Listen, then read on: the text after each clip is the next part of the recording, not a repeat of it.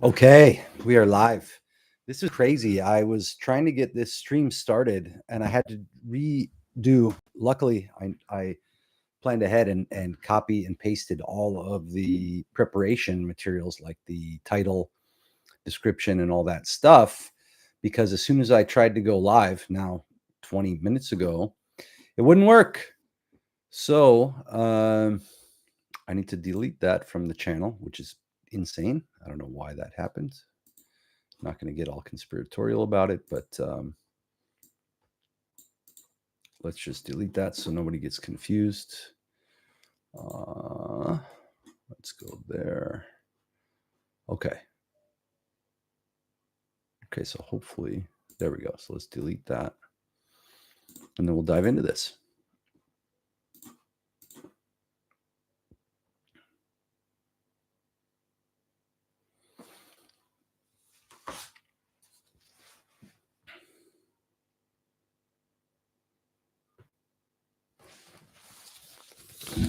And let me grab my notes out here. 1 second.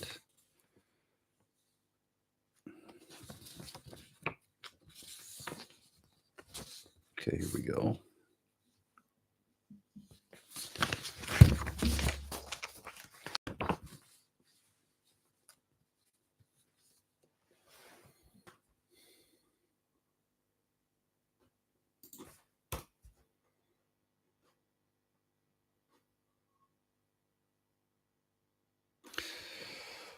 Okay, here we go.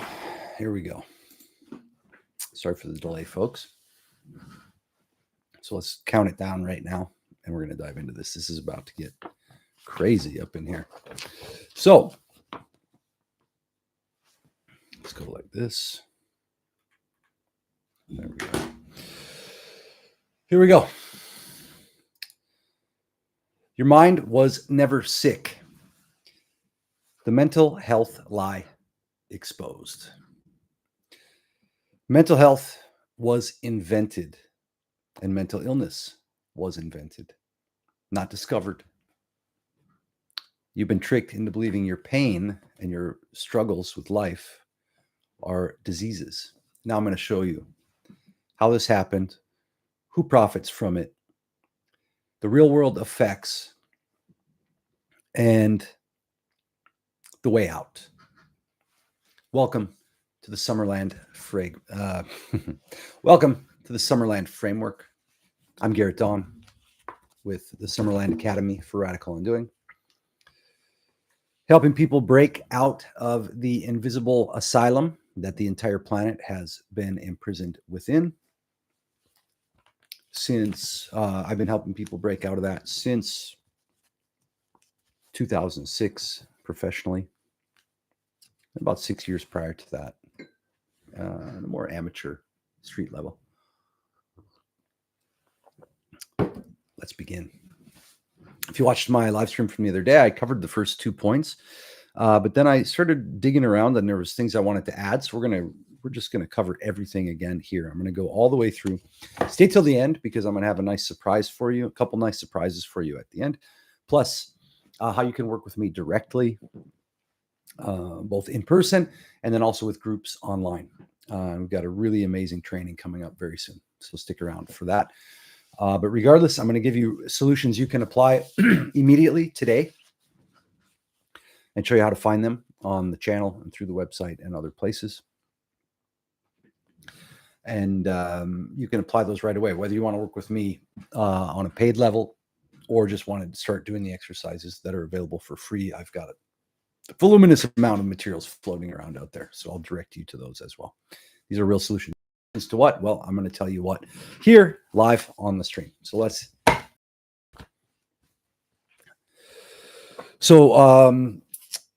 basically, the invisible prison, anxiety, depression, emptiness, and official solutions that never address the root causes. This is all by design, not by random twists of fate. And there's a century-old network of social engineers, trauma researchers, propagandists, and profiteers who have constructed an all-encompassing maze. The core lies in the medicalization of dissent, trauma, suffering, and childhood itself. And this is all achieved through psychiatry's alliance with state and corporate power. So based on my extensive research, plus 20 years of working with people to help them break free from this invisible prison, of which I didn't really understand the design of until this year. I knew what was going on. I knew what people were suffering from, but I didn't know in detail how this situation happened and the actual structure of that invisible asylum that's been installed in the minds of almost everyone on the planet. So yeah, based on my extensive research into declassified documents, academic sources, and historical evidence, this comprehensive analysis is going to provide the factual foundation for understanding systematic psychological warfare operations conducted against you and the rest of humanity. I'm naming the framework, the Summerland framework, after the place in the show Legion when the mutants break David Haller out of the asylum and they take him to the forest deep in the Canadian wilderness to a place called Summerland. And that's where they show him that he's not sick, but that he actually has powers, and they're going to teach him how to control and use those powers. So I've named, that's where I got the name for the Summerland Academy. Now you know.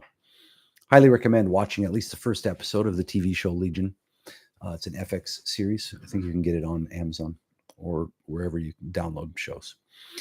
So this framework, the Summerland framework, exposes the invisible architecture of control that has shaped modern civilization through coordinated programs of mental manipulation, cultural destruction, and social engineering. So, number one, Tavistock, Bernays, Freud, and the psychiatry establishment, the architects of mass mind control. And I want to say one more thing. In the description, you'll find a link to all, not all, but many of the resources I've used in compiling this video. Okay, so have a look if you want to go deep into those yourself. But just so you know, I've got all the receipts for this. None of this is conspiracy at all. So, the foundations of modern psychological warfare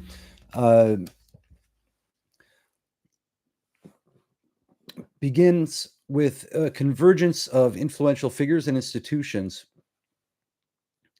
in the early 20th century. So the Tavistock Clinic, founded in 1920 by Hugh Crichton Miller at 51 Tavistock Square, London, was ostensibly created to treat shell shock victims from World War I. However, this humanitarian facade conceals a far more ambitious agenda, which is the development of systematic techniques for controlling human consciousness on a mass scale. So Edward Bernays, engineering consent through unconscious manipulation. Edward Bernays, nephew of Sigmund Freud, became the primary architect of what he termed the engineering of consent.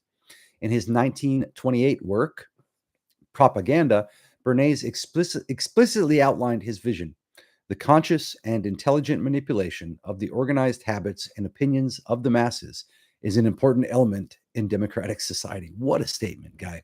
What a statement. You sick man. This was not mere theoretical speculation, but it formed the foundation for his blueprint, operational blueprint for mass psychological control. Bernays' approach relied heavily on his uncle Freud's psychoanalytic theories, particularly the concept that human behavior is driven by unconscious desires rather than rational thought.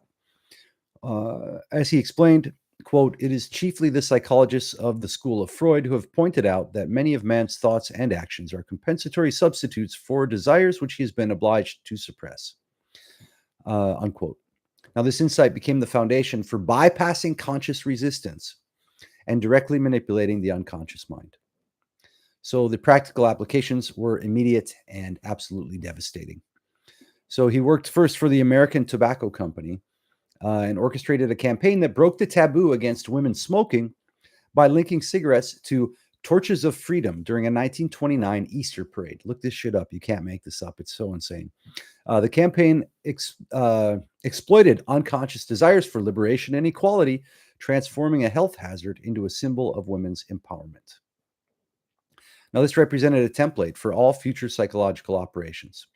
Identify unconscious desires, attach them to commercial or political objectives, and manipulate behavior without the subject's awareness. Okay. And a little bit more about Tavistock. It was founded by a corps of British Army psychiatrists and psychoanalysts, including John Rawlings Rees, Wilfrid Bion, Elliot Jock, Kurt Levin. And they basically, their work for the British Army during World War II basically merged psychoanalysis and social manipulation. And also something I'm going to mention later, Operation Phoenix. It was post-war social re-engineering arm of the Tavistock Institute, funded by the Rockefeller Foundation, and it blends military and group dynamics for peacetime control. Quote, invisible college and group relations movement. So you can study more of that through the links, the link full of links in the resources section. Bernays and Freud. Edward Bernays built on Freud's work. He pioneered the use of mass media to shape public opinion through the unconscious manipulation, as I said. And his techniques, Bernays' techniques, were used to engineer war support, consumer revolutions, and behavioral change, which fit in with Tavistock's medical redefinition of cultural conflict as mental health disorders. This is crazy, totally crazy. So let's keep going here. And then I'll give you key takeaways after each section. So this is still part of section 1, Tavistock, Bernays, Freud, and psychiatric establishment. So the Tavistock evolution from treatment to social engineering, the Tavistock Institute's transformation reveals the systematic nature of this agenda. So during World War II, key Tavistock personnel joined what became known as the Invisible College, working on psychological warfare operations for the British Army. This military application of psychiatric techniques proved so successful that it formed the basis for post-war social engineering programs. So in 1945, under the leadership of Wilfrid Bion, Tavistock launched Operation Phoenix, as I mentioned, not to be confused with the later CIA program of the same name, which we will also get into. This initiative aimed to reconstruct society using the psychological manipulation techniques developed during wartime. Again, the Rockefeller Foundation provided funding for the creation of the Tavistock Institute of Human Relations in 1946, establishing a permanent center for studying group dynamics and social control. Next little subsection, the psychiatric establishment as control mechanism. So the convergence of Freudian psychology, Bernaysian propaganda, and Tavistock social engineering created a new form of social control disguised as mental health treatment. The psychiatric establishment became a delivery system for techniques originally developed for warfare, now applied to civilian populations. This represented a fundamental shift. So entire populations were redefined as patients requiring therapeutic intervention, with the psychiatric profession serving as the administrators of a vast program of behavioral modification. The evidence shows that this was not an accidental development. This coordinated strategy they developed has just devastated the minds of probably billions of humans. One of the internal documents noted, quote, "If we understand the mechanism and motives of the group mind, is it not possible to control and regiment the masses according to our will without their knowing about it?" Unquote. The answer, based on the subsequent century of psychological manipulation, is an unequivocal yes. So just a couple main points about this, key takeaways for section 1. Modern mass media, propaganda, human relations or HR departments, and public health messaging can all be traced to these institutions and figures. Psychiatry borrows medicine's prestige, turning ordinary suffering, nonconformity, or dissent into, quote, mental illness needing, quote, treatment.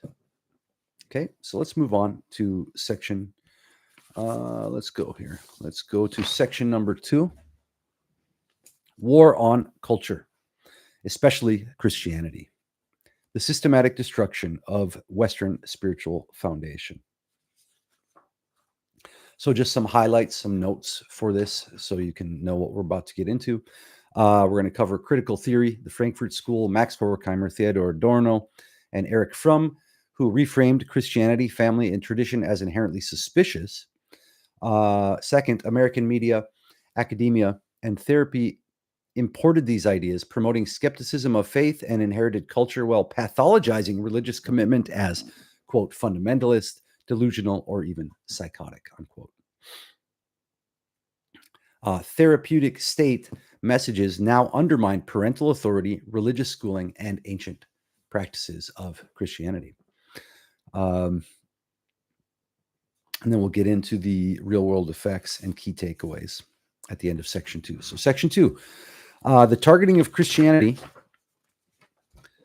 and traditional Western culture represents one of the most documented aspects of the broader social engineering agenda. This assault operates on This assault operates on multiple levels, from academic institutions to popular culture, employing sophisticated psychological warfare techniques to undermine the spiritual and cultural foundations that have traditionally provided meaning and social cohesion.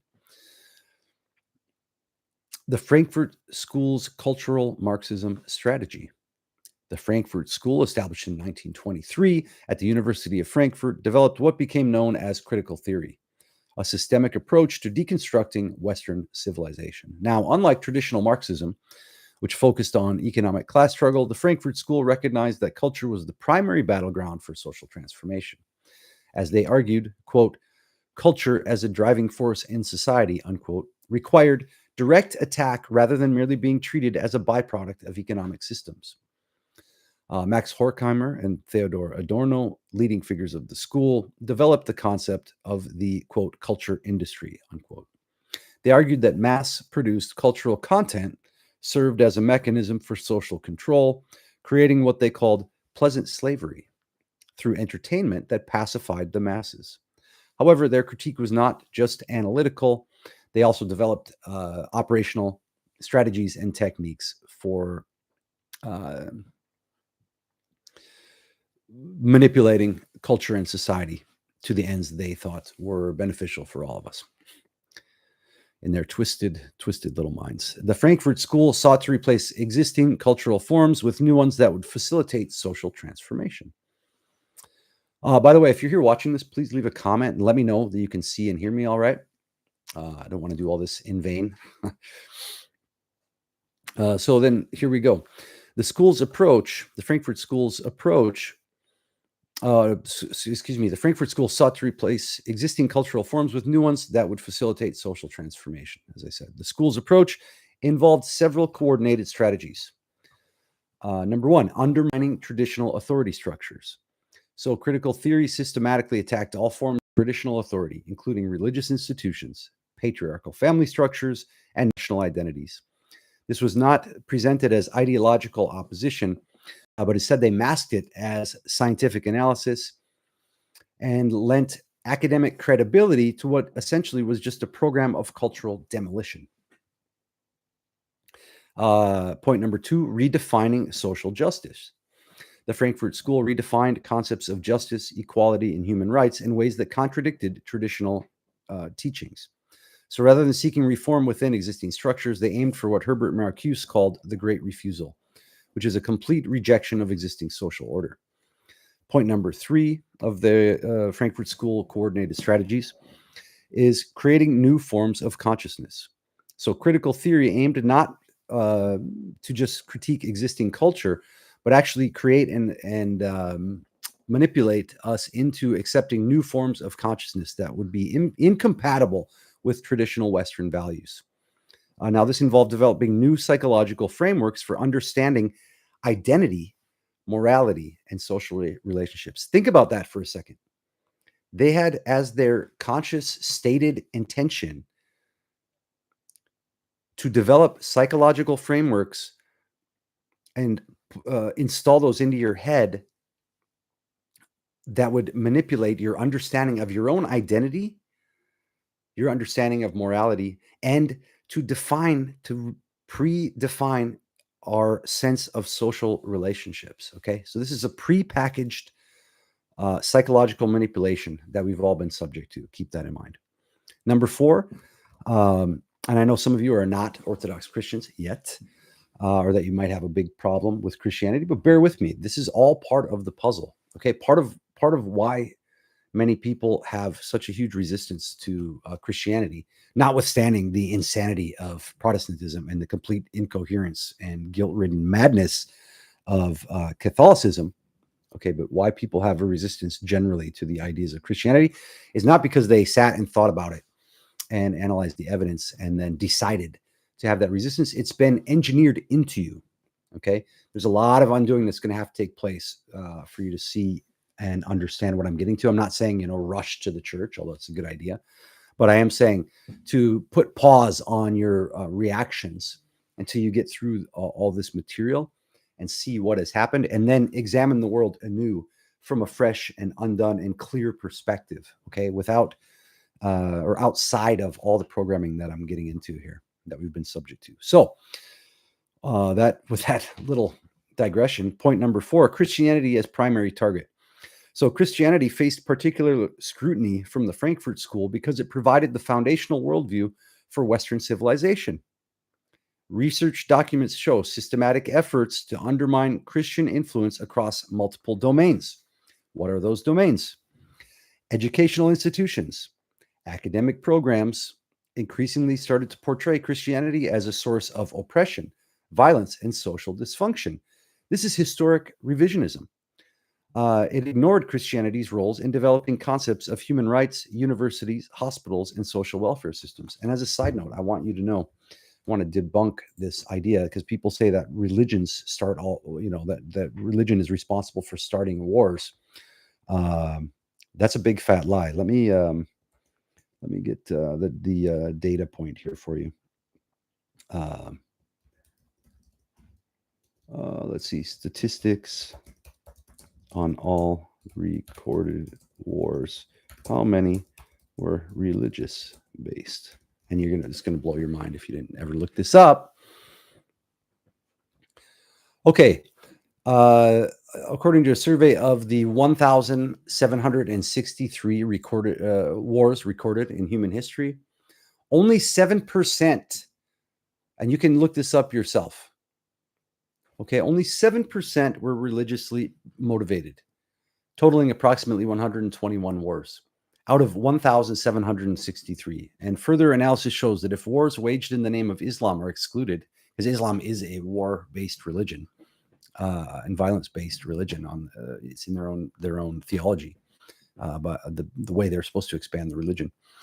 The percentage, if you remove Islam, the percentage drops to around 3%. So when you're blaming Christianity for making wars, let's just be totally generous and say all the rest of that 3% was Christianity. Then it's 3% of all the wars in human history were apparently driven by Christianity. So religion is not the main cause of most wars. Most wars have been driven by political, territorial, and/or ideological factors, often incompatible cultures coming into contact with each other. And this feeds back into part of what has gone on with what we'll get into in section 3, the Phoenix Plan, Tavistock's post-war strategy, which has to do with breaking down national borders throughout the world, which we see happening with the North America and what we see happening with the EU, erasing borders and then creating economic disparity in order to foment mass migration of incompatible cultures into the West. This isn't a judgment on people from other cultures, but this is part of their plan. And you need to research this for yourself if you want to see. But for now, take my word for it. Vietnam was the test case. Okay. They created economic instability in the North deliberately, and then sent people from there, sent the North to the South in Vietnam, promising them food and jobs and money and resources. And then when they got there, instead of receiving that, they gave them weapons and an ideology, and then they started that war. And then the same people went in and did the Vietnam War and tested on the American soldiers. And we'll get there. But anyway, just wanted to mention how the mass migration, this relates because my digression was about most wars were caused by political, territorial, or ideological factors, including incompatible cultures being forced to mix together. And that's what they're doing deliberately now, bringing incompatible cultures together. And then they call you a racist if you question it. What if I just don't like war? So let's keep going. So where were we at? We're on Christianity as a primary target. We're in section number 2, war on culture. And then we got to, let's see. The efforts to undermine Christian influence across multiple domains. So I mentioned educational institutions. That's how we got into the war thing. So the historical revisionism ignores Christianity's role in developing concepts of human rights, universities, hospitals, and social welfare systems. If you didn't know, universities and that type of learning came out of monasteries and the way that they were studying there. Let me have a sip of tea here. So, cultural representation. Mass media consistently portrayed Christian characters and institutions negatively while celebrating alternative spiritual practices and secular ideologies. This represented a coordinated campaign to reshape public perception of Christianity's social value. Next, theological subversion. Liberal theological movements worked to reinterpret Christian doctrine in ways that aligned with secular progressive values. If Belch's farts and yawns take precedence, even for me and for you, sneezes as well, but those are less intentional. Sorry, harder to block. Theological subversion. Liberal theological movements worked to reinterpret Christian doctrine in ways that aligned with secular progressive values. Let me grab this here.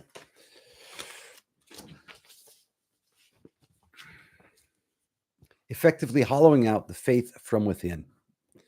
This created confusion about authentic Christian teaching and weakened the church's ability to provide cultural leadership. This is all by design. All by design.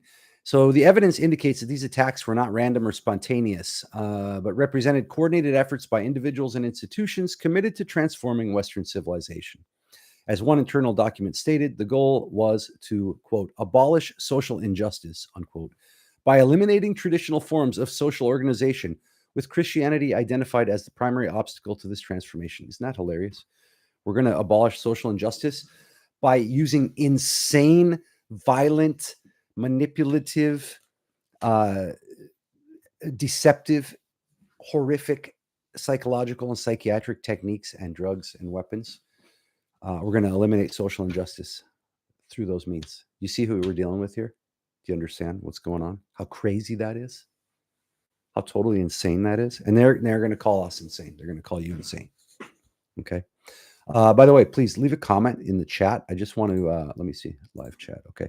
Yeah, please leave a comment in the chat. Let me know you can see and hear me all right. So we're just finishing up with section number 2. And let's get just some key takeaways from my additional notes here. What else did I want to mention? So just to sum it up, key takeaways from section 2, the war on culture, Christianity targeted. Critical theory, Frankfurt School, as I mentioned, reframed Christianity, family, and tradition as inherently suspicious.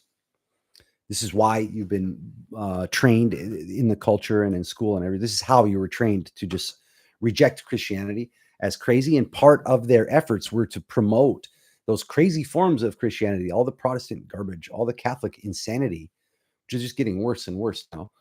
And basically erasing the true Christianity from, so you wouldn't even think to look at it, because what we've been trained to associate Christianity with is all this crazy stuff, which I agree with the atheists that most so-called Christianity is ridiculous and insane perversions of what the original faith is.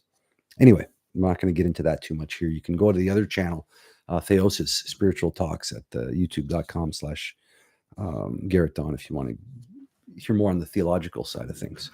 But for now, we're going to stay with the Summerland framework. So, so therapeutic state messages now undermine parental authority, religious schooling, and ancient rites.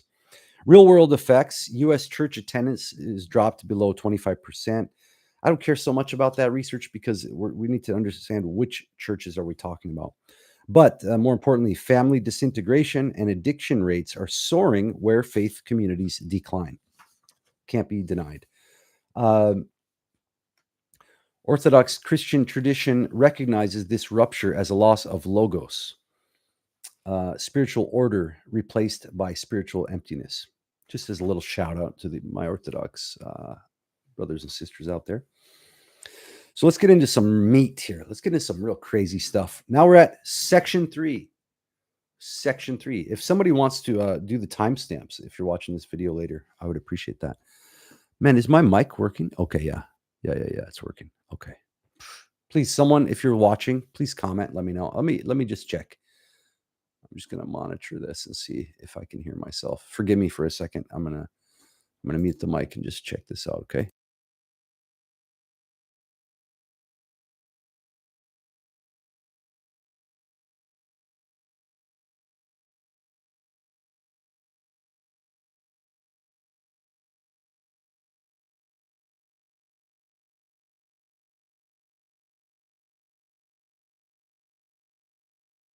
Okay, yeah, the mic works. It just wasn't registering the way I wanted to on the monitor here. So anyway, let's keep on going. So we're at section number 3. The Phoenix Plan: burn everything down, orchestrated collapse, and reconstruction. So let's give a quick overview. Tavistock's blueprint is to create social crises, economic shocks, war trauma, quote, mental health panics. Why? To dissolve loyalty to faith, family, and local identity, which is so important. Local identity is real identity. It's where you live. It's your neighbors, how you're treating yourself, your family, and your neighbors. Okay. That's the most important aspect of your identity, the local identity. Urban renewal, generational divorce revolutions, endless mental health pandemics, and all justified by pseudoscience and pseudo medical diagnosis and top down policy. Sick motherfuckers, man. Social chaos is not only a byproduct, but a tool for instilling dependence on state, expert, and pharmaceutical so-called solutions. Let's get into it. The phoenix symbolism, which is that mythical bird that rises out of the ashes. So their idea is that you have to completely destroy the Western world and Western civilization in order for their plan to rise out of the ashes, which is this global, melted down, sleepwalking, drugged, bottomized mass.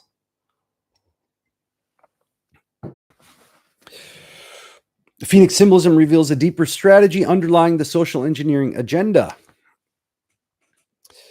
The deliberate destruction of existing social order to enable the construction of new forms of control. This approach, documented in both Tavistock operations and broader cultural transformation programs, follows a consistent pattern of manufactured crisis followed by predetermined solutions. How do you like that? Tavistock's Operation Phoenix, 1945 to 1947, established the template for systematic social transformation. Named after the mythical bird that I mentioned, the phoenix that rises from its own ashes, this program applied wartime psychological techniques to peacetime social reconstruction. The operation recognized that traditional social structures, such as family, community, and religious institutions, provided psychological anchoring that made populations resistant to manipulation. I'm going to give that to you again. Operation Phoenix recognized that traditional social structures, family, community, and religious institutions provided psychological anchoring that makes populations resistant to manipulation. The strategy involves several coordinated phases. Phase 1 of Operation Phoenix: psychological destabilization. Traditional sources of meaning and identity were systematically undermined through academic critique, media representation, and institutional policies. This created what psychologists term anomie, anomie, ANOMIE. a state of normlessness where individuals lose connection to traditional social anchors. Phase 2, social fragmentation. Communities were broken apart through urbanization, mobility, and the promotion of individualism over collective identity. Now, this is an interesting side note, but if you look into when automobiles were very first coming out, and I believe Ted Kaczynski covered this in his manifesto, he mentioned this. There was resistance to the advent of the automobile because it was promoted. Well, you don't have to have one, but what Kaczynski noted, which was so prophetic and interesting, was that he mentioned that there were resistors to this that said, no, what's going to happen is everything is going to be dependent on cars. So our whole community and way of life is going to be completely destroyed and transformed by the automobile. So that, and this is what's meant by partly by mobility. We have the freedom to just drive anywhere at any time. But what it does is breaks apart communities. It breaks apart social cohesion in the local structure. Yes, of course, there's benefits to it. I'm not complaining about it in that way, but I'm just pointing out you got to see how this all works together. So communities were broken apart through urbanization, mobility, and the promotion of individualism over collective identity.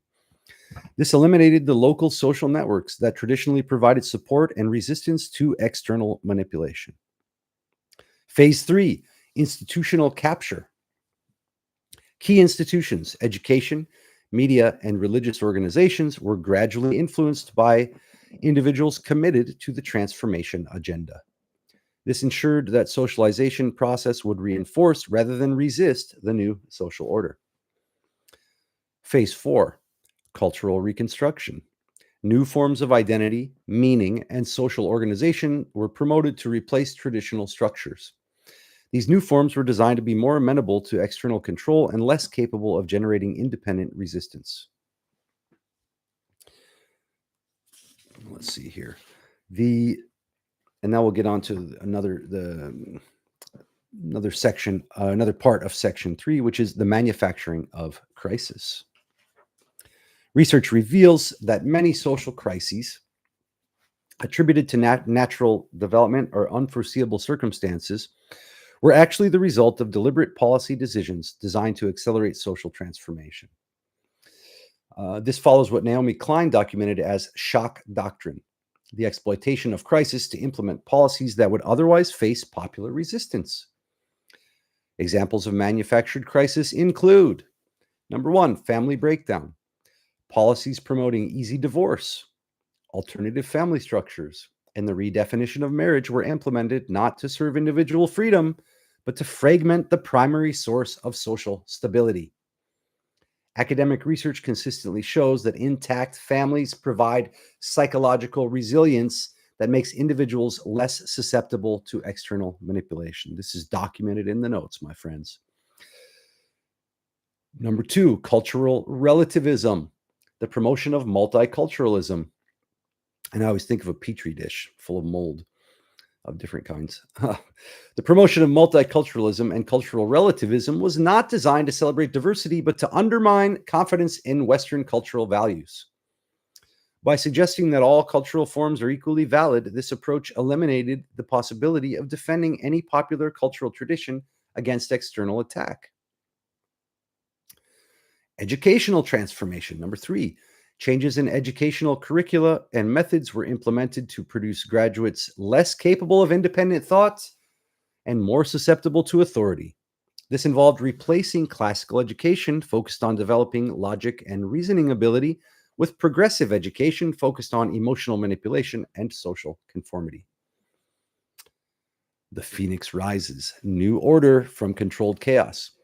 The evidence suggests that the chaos and dysfunction visible in contemporary society are not accidental byproducts of social change, but necessary preconditions for implementing new forms of control. This has all been engineered, my friends. Are you starting to see it? Once you see this, you can't unsee it. It's going to be amazing. It's going to be crazy. It's going to be painful, but I'm going to give you the ways out as well, okay? And what you can do, how you can get your peace back from these crazy bastards, okay?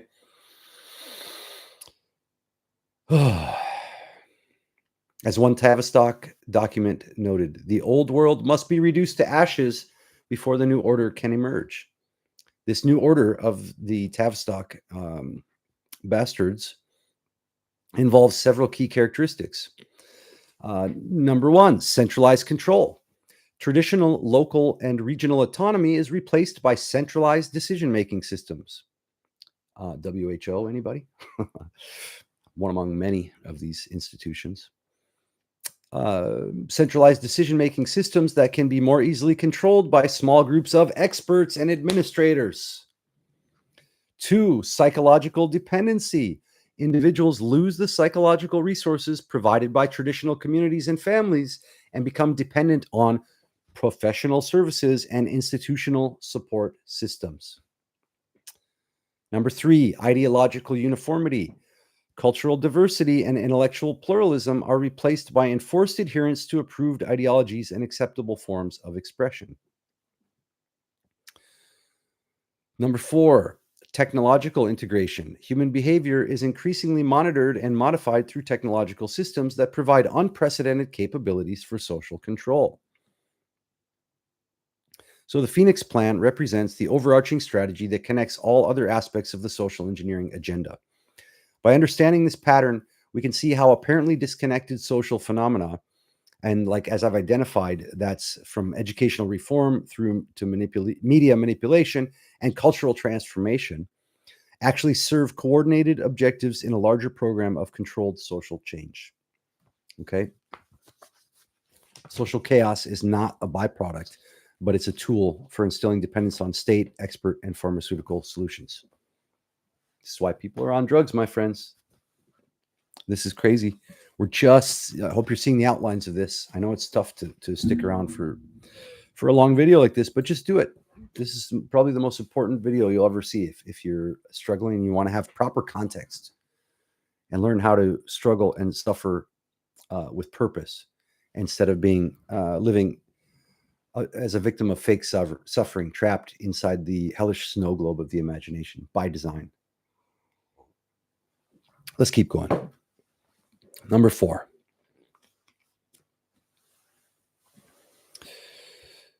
Oh, we got this confused in my notes here. Let me take a look here. Let's see. This is going to become real crazy stuff here.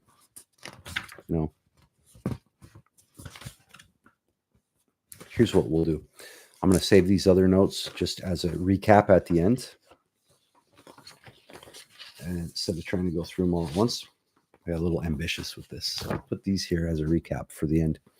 And I'm just going to stick with this part of the plan here. Okay, here we go. Let's go like this. Look at all this crap, huh? All right. So let's get into it here. Section number 4. This is some scary stuff. So viewer discretion is advised. So let's keep going. Project Phoenix. This viewer discretion is advised here. This is heavy stuff. Okay.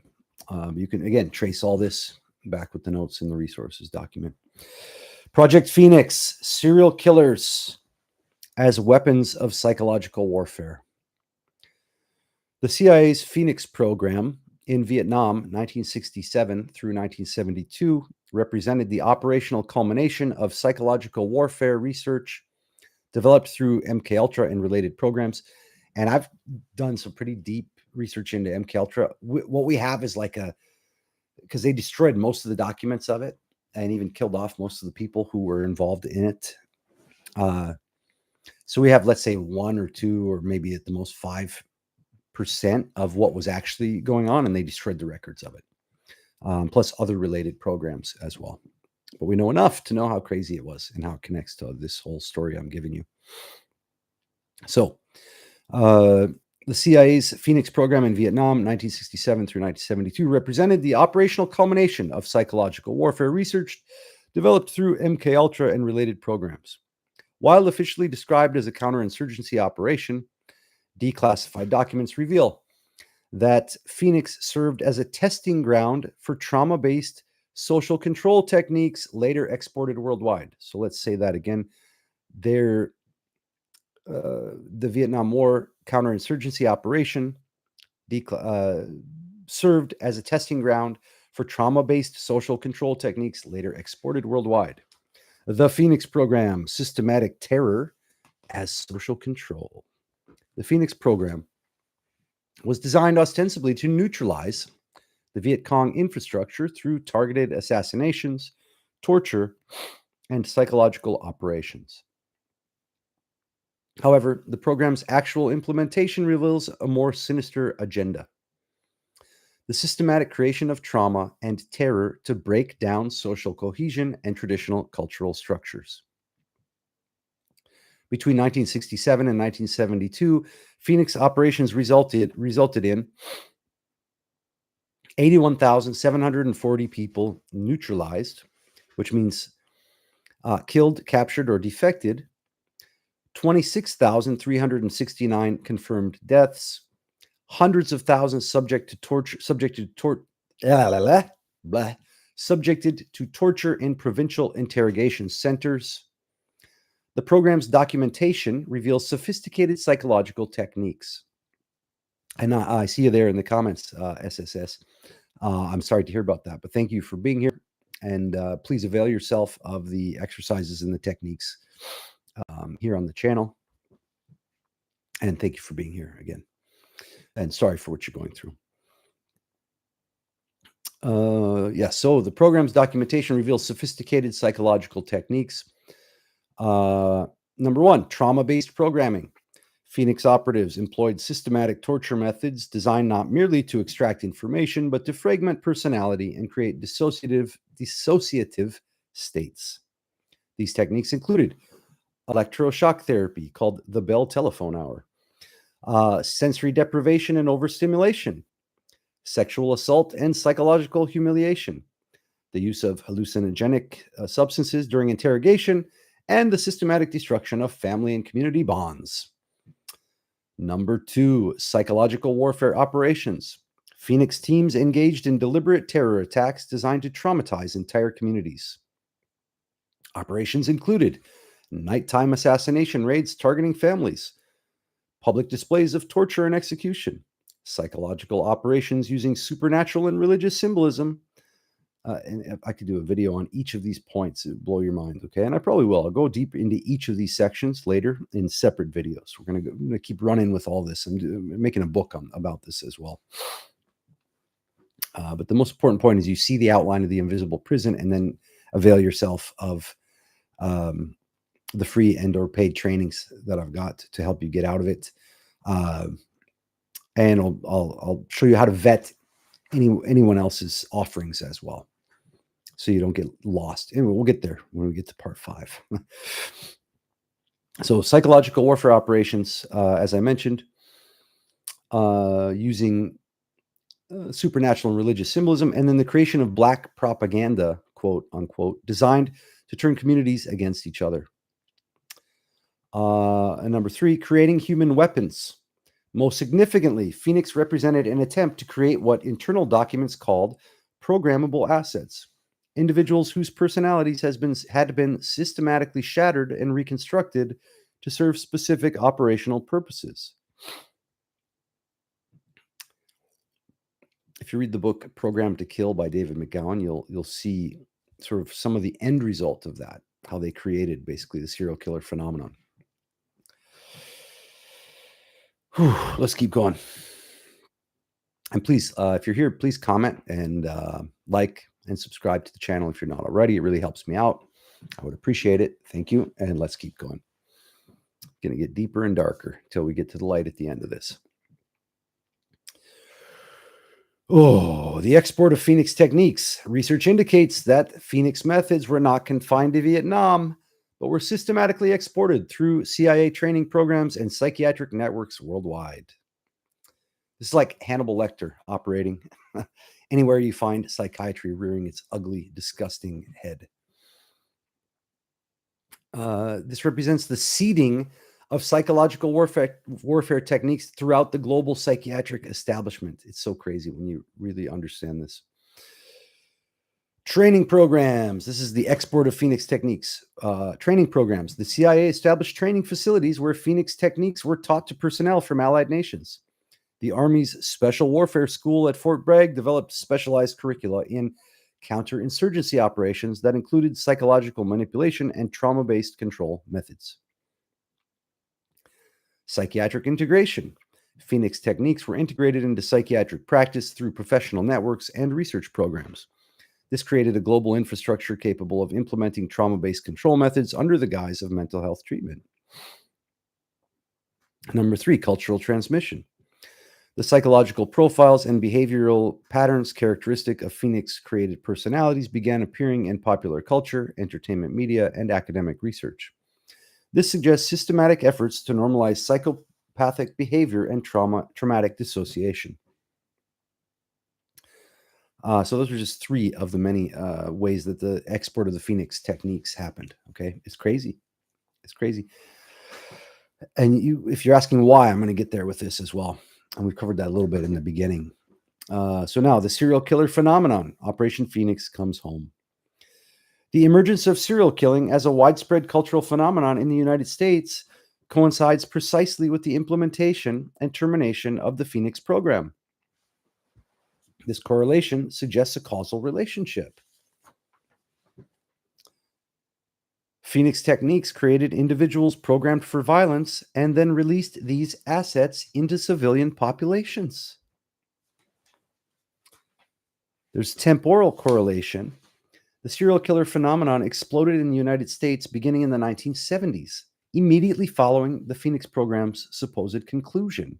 This timing suggests that individuals programmed through Phoenix techniques were being deployed domestically. Behavioral patterns. Serial killers consistently exhibit psychological profiles matching those described in Phoenix program documentation. Dissociative identity disorder, systematic trauma responses, ritualistic behavior patterns, specific triggers for violent episodes, and sophisticated manipulation abilities. Geographic distribution. Areas with high concentrations of CIA facilities, military installations, and psychiatric research centers show correspondingly high rates of serial killer activity. This pattern suggests institutional rather than random origins for these individuals. Media amplification. The extensive media coverage and cultural fascination with serial killers was created to normalize violence and create what researchers term trauma contagion. The spread of traumatic patterns through cultural transmission. This represents a form of psychological warfare directed against civilian populations.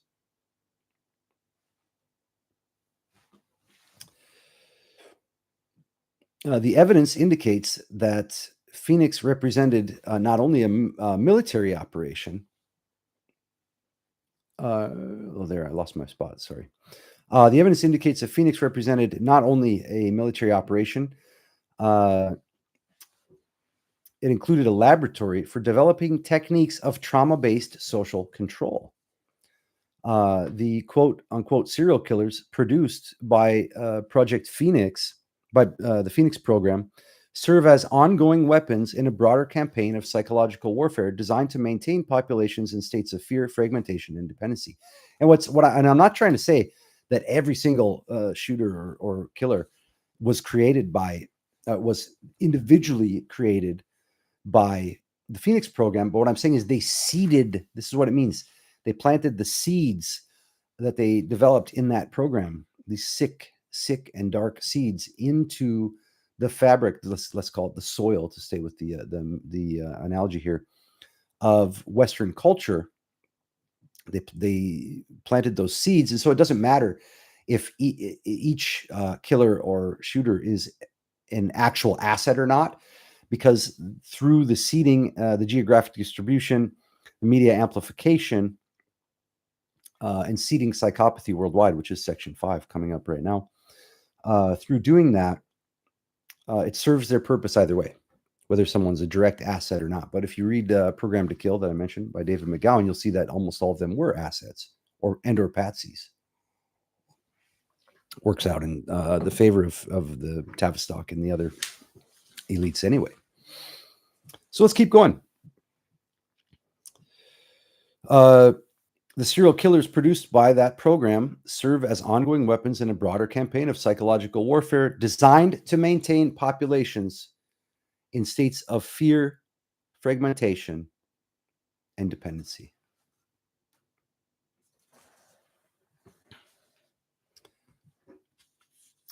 So wait. What am I doing here? I just got rid of my notes that I need. Okay, so here we go. We're now moving to section number 5. Seeding psychopathy worldwide. The global distribution network. The systematic export of trauma-based mind control techniques represents one of the most documented aspects of the broader social engineering agenda.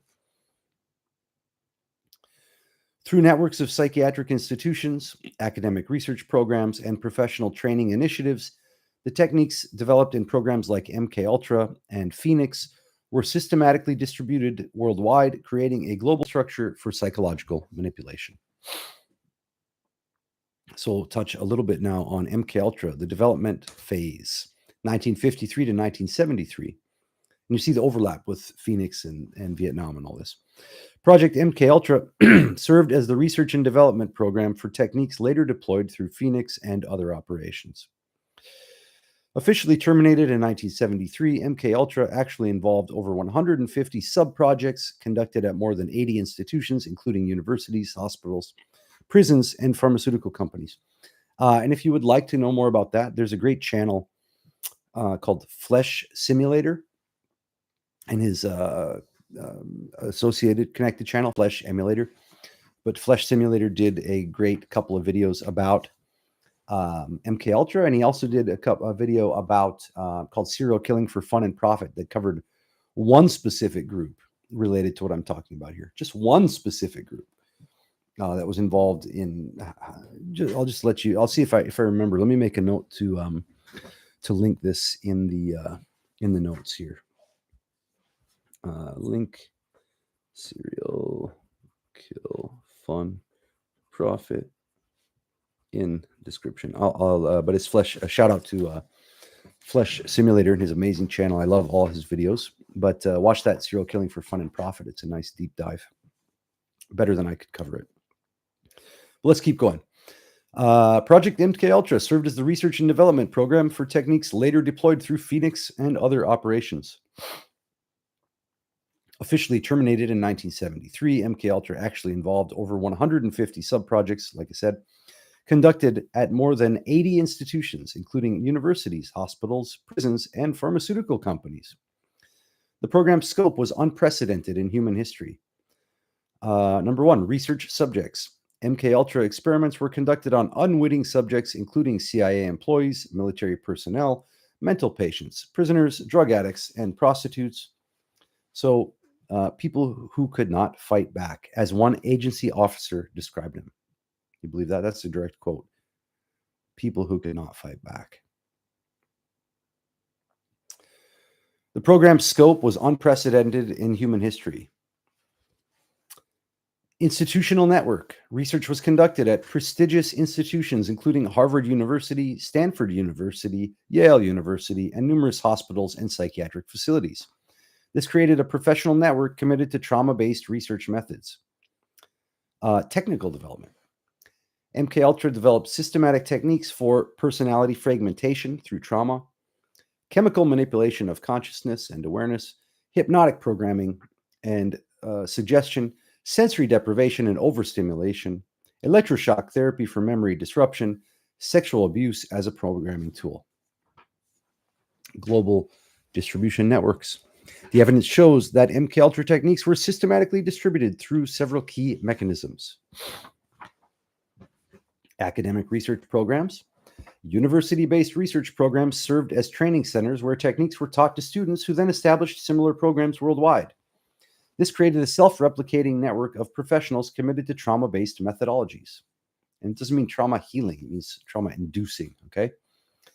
And some of them didn't even know that's what they're doing. They just were studying that, became interested in it, and then were trained and sent out to create their own. So this is still happening. There's chain reaction of research and students and teachings and ideologies and worldviews And this is what I'm trying to disabuse you of, de-victimize you from, okay? Professional conferences and publications. Research findings were disseminated, through academic conferences and professional journals, ensuring that techniques spread throughout the psychiatric and psychological professions.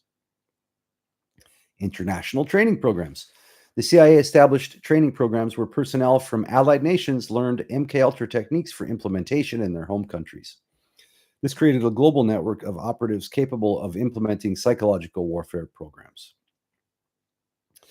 Pharmaceutical distribution. The drugs developed for MKUltra research were systematically introduced into civilian psychiatric practice, creating chemical tools for consciousness manipulation. Next, the psychiatric establishment as distribution network. The global psychiatric establishment served as the primary distribution network for trauma-based control techniques. This involved several coordinated strategies. 1. Diagnostic expansion. The systematic expansion of psychiatric diagnostic categories created larger populations of individuals subject to psychiatric intervention. Do you understand this? This is so important for you to understand. I'm going to read that again. Diagnostic expansion. This was a deliberate strategy to disseminate trauma-based manipulation sold to you as healing, as therapy. Okay? It's so sick. The systematic expansion of psychiatric diagnostic categories created larger populations of individuals subject to psychiatric intervention, which is compulsive. This provided cover for implementing experimental techniques under the guise of legitimate treatment.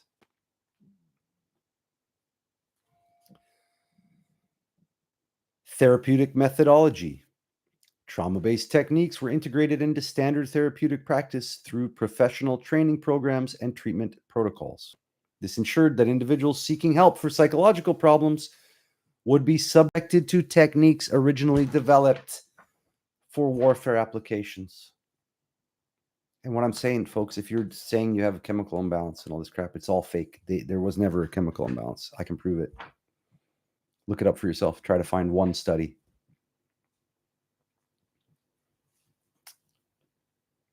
It's crazy, and people are defending their own their own imprisonment and constant traumatization by these institutions. It's systematic. It's built into the worldview of psychiatry and psychology, my friends. It's built into it. Okay. It might not be the fault of an individual working in that. One of my close relatives works in that field, but he's not individually responsible for these type of things. And in fact, he counters that worldview in the work that he actually does. But what I'm trying to say is it's the roots of the whole thing come from come from what I'm describing to you today. Okay.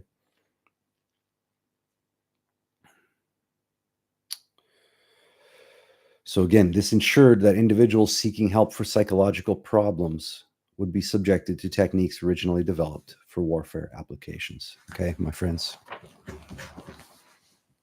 So let's keep going. Institutional networks. Psychiatric hospitals and treatment facilities worldwide adopted methodologies developed through MKUltra research. This created a global infrastructure capable of implementing systematic psychological manipulation. And if you question it, then they tell you you're insane. Research collaboration. International research collaborations created formal networks linking psychiatric institutions worldwide. These networks facilitated the sharing of techniques, subjects, and research findings across national boundaries. So that's the section. This is the conclusion of the subsection, the psychiatric establishment as distribution network. Next subsection, creating programmed individuals worldwide. The evidence suggests that the global distribution of trauma-based techniques has created substantial populations of individuals whose personalities have been systematically programmed for specific purposes.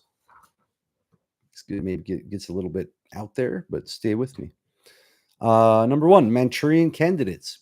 MKUltra research aimed to create individuals who could be programmed to carry out specific actions while remaining unaware of their programming. Testimony from survivors and researchers suggests this capability was successfully developed and deployed. Number 2, dissociative networks.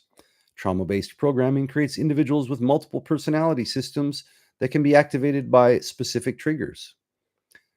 And this, you could question this, but there is documentation that this has been successfully employed.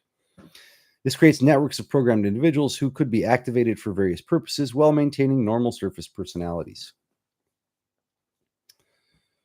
Dig into the research yourself, my friends. It's dark. Cultural transmission. Programmed individuals serve as vectors for transmitting traumatic patterns throughout society.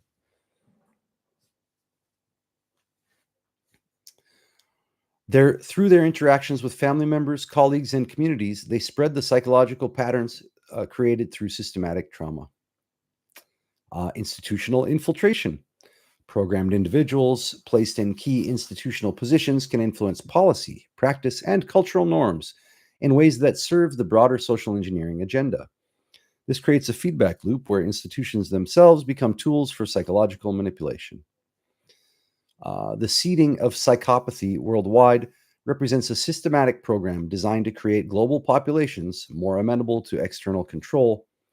By fragmenting individual psychology and destroying traditional social bonds, this program aims to eliminate the psychological and cultural resources that traditionally enable human resistance to tyranny. So that's number 5. We're going to just do a quick recap. What do we got here? Compliance through pathology. We'll just touch on some of what we covered. I want to add, this is like an addendum, the school system, compliance through pathology. Standardized education, well, it incorporates the MKUltra and psychiatric trauma-based techniques. Standardized education primes children for submission. They have rigid curricula, secular evolution dogma, which is garbage, and anti-spiritual bias, particularly anti-Christian bias. Creative, spirited, or traumatized children are medicalized. So restlessness and sadness are recast as ADHD or depression, which then they say requires pharmaceutical, quote, correction. And forced drugging. Now, this comes from congressional findings, and I put links to these in my notes. PubMed, even like public research findings. Forced drugging. Parents have been threatened with loss of custody, criminal charges, and or medical neglect if they refuse psychiatric drugs for their children. School psychologists, social services, and state officials invoke chemical imbalance dogma, which there is no such thing as chemical imbalance in the brain. If it was, you wouldn't need psychiatry or psychology or drugs. You would need a neurosurgeon or nervous system expert doctor or some other kind of actual medical intervention.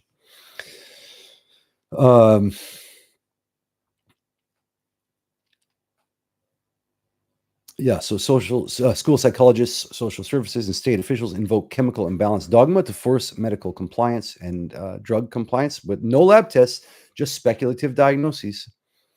And these interventions target boys, minorities, and the poor most, creating a pipeline from schools to clinics and eventually prisons. And then they become part of the prison industrial complex as well. Thomas Zotz, I'm going to give a little bit of his analysis. Pharmacological child abuse. Thomas Zotz, that was his term for systematic drugging of kids for nonconformity, dumbing down the soul and spirit for convenience and social management.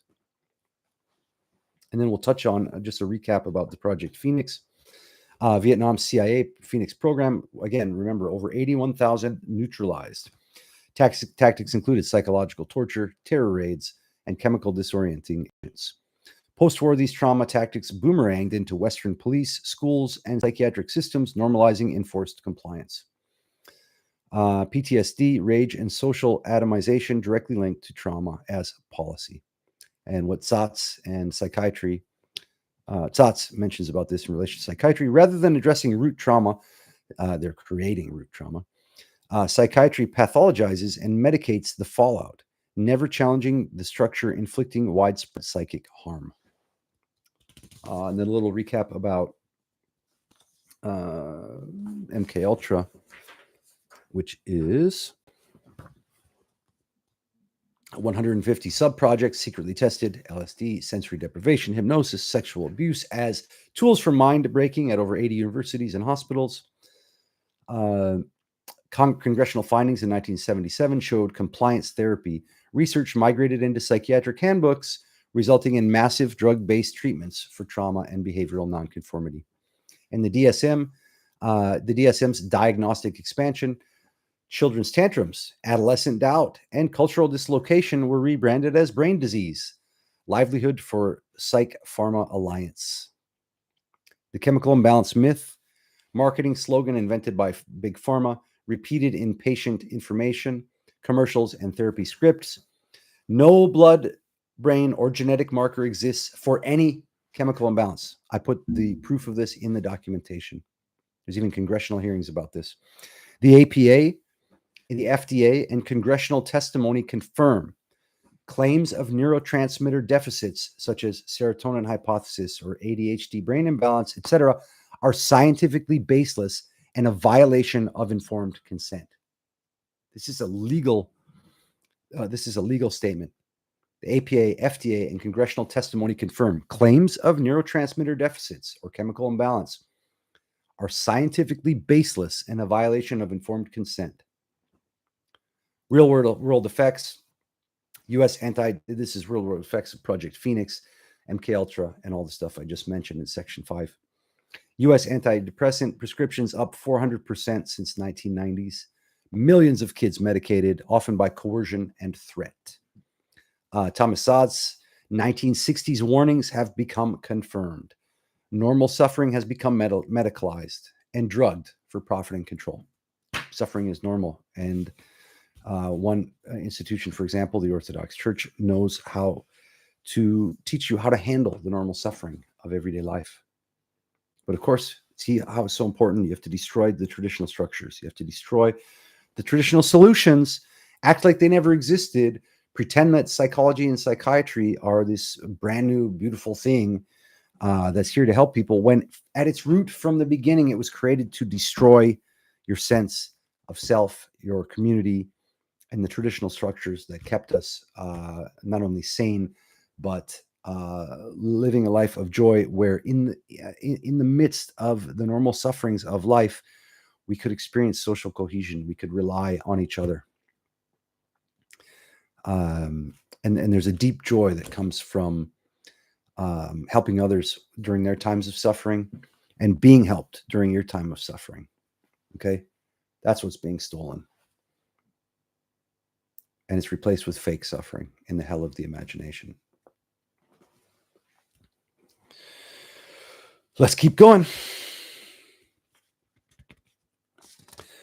So now we are, whoa. What happened to my other notes here? Whoa. Let's see.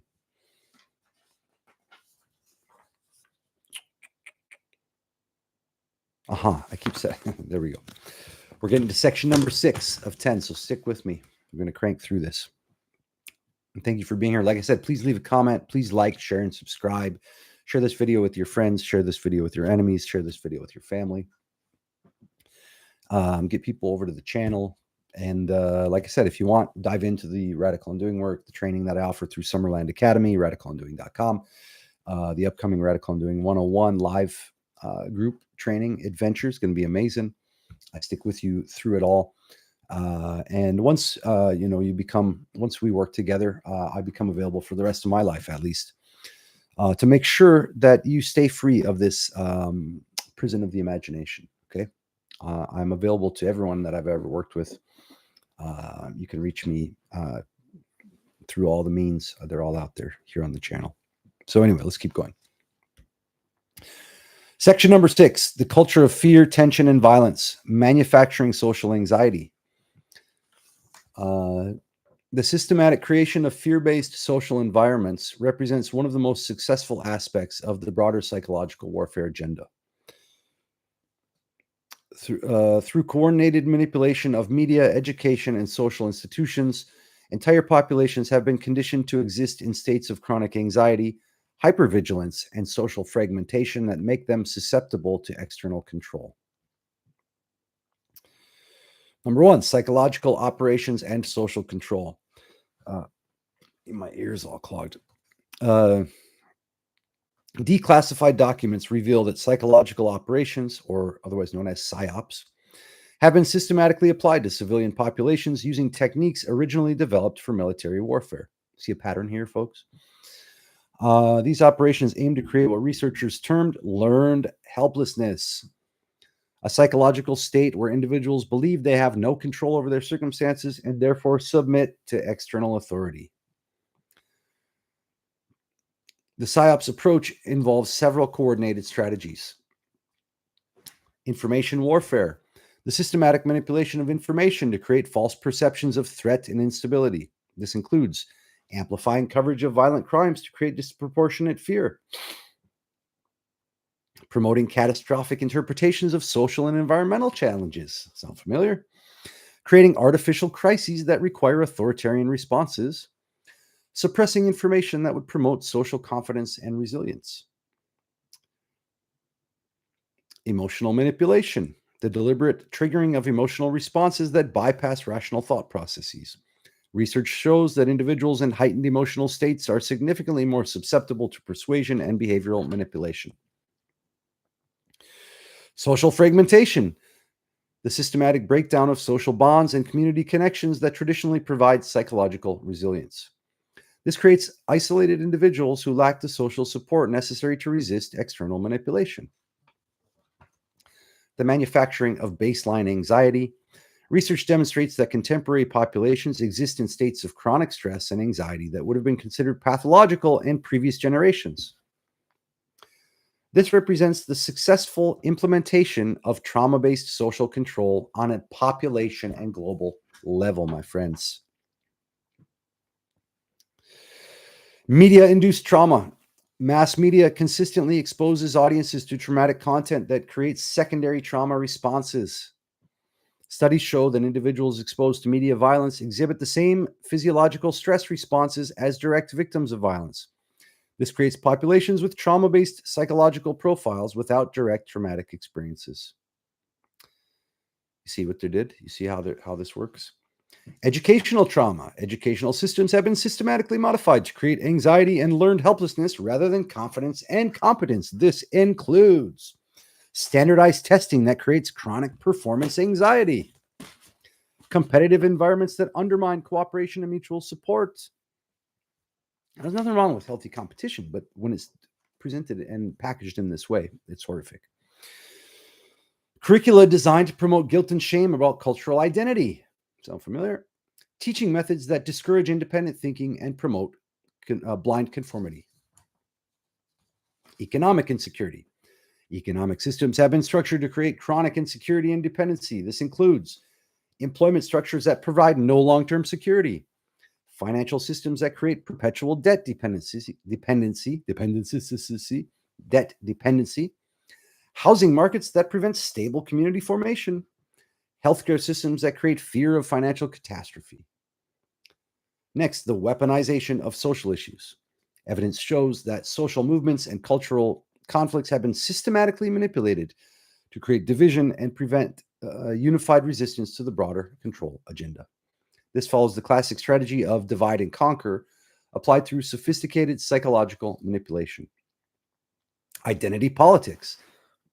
The promotion of competing identity categories serves to fragment populations that might otherwise unite around common interests. Rather than addressing systemic issues, energy is diverted into conflicts between different demographic groups. Artificial polarization. Media and educational institutions systematically promote extreme positions while suppressing moderate viewpoints. This creates artificial polarization that prevents rational discussion and compromise. Controlled opposition. Many apparently opposing movements are actually controlled by the same interests, creating the illusion of choice while ensuring that all options serve the broader control agenda. Next, violence as social programming. The systematic promotion of violence in entertainment media serves multiple psychological warfare objectives. Desensitization. Constant exposure to violent imagery creates psychological numbing that reduces empathy and moral sensitivity. This makes populations more accepting of violence as a social control mechanism. Trauma programming. Exposure to violent media creates trauma responses that fragment psychological function. This makes individuals more susceptible to dissociation and external programming. Behavior modeling. Media violence provides behavioral templates that influence real-world actions. This creates populations more likely to engage in violent behavior when triggered by appropriate stimuli. Fear conditioning. Violent media creates chronic fear responses that promote submission to authority figures who promise protection. The culture of fear and violence represents a systematic program designed to create populations psychologically prepared for authoritarian control. By maintaining individuals in states of chronic stress and social fragmentation, this program eliminates the psychological resources necessary for effective resistance. Let's do a little bit of a recap of section number 6. The culture of fear, anxiety as policy, profit, and control. Military psychological operations manuals inform media news cycles. Perpetual crisis, disaster, and controversy. I think I'm slipping off the off the video here. Let's go like this. There we go. Let me come up. Let me put the chair up a little bit. There we go. It's better. Oh, chronic societal stress equals rates of higher medication acceptance, policy compliance, and surrender to unaccountable authority. Empirical results. 20% or more of U.S. adults use prescription psych drugs. Suicide up 30% in 2 decades. Youth self-injury has at least tripled. Psychiatric framing transforms justified anxiety over a collapsed culture into personal disorder, another market for drugs and therapies. And we also covered the digital dissociation, the final frontier of control. Social tech and app industries employ Tavistock and MKUltra inspired behavioral science to maximize eye time, reduce attention span, and foster dependency. Tech firms now offer digital mental health assessments. So fucking ridiculous, man. Sorry for my language.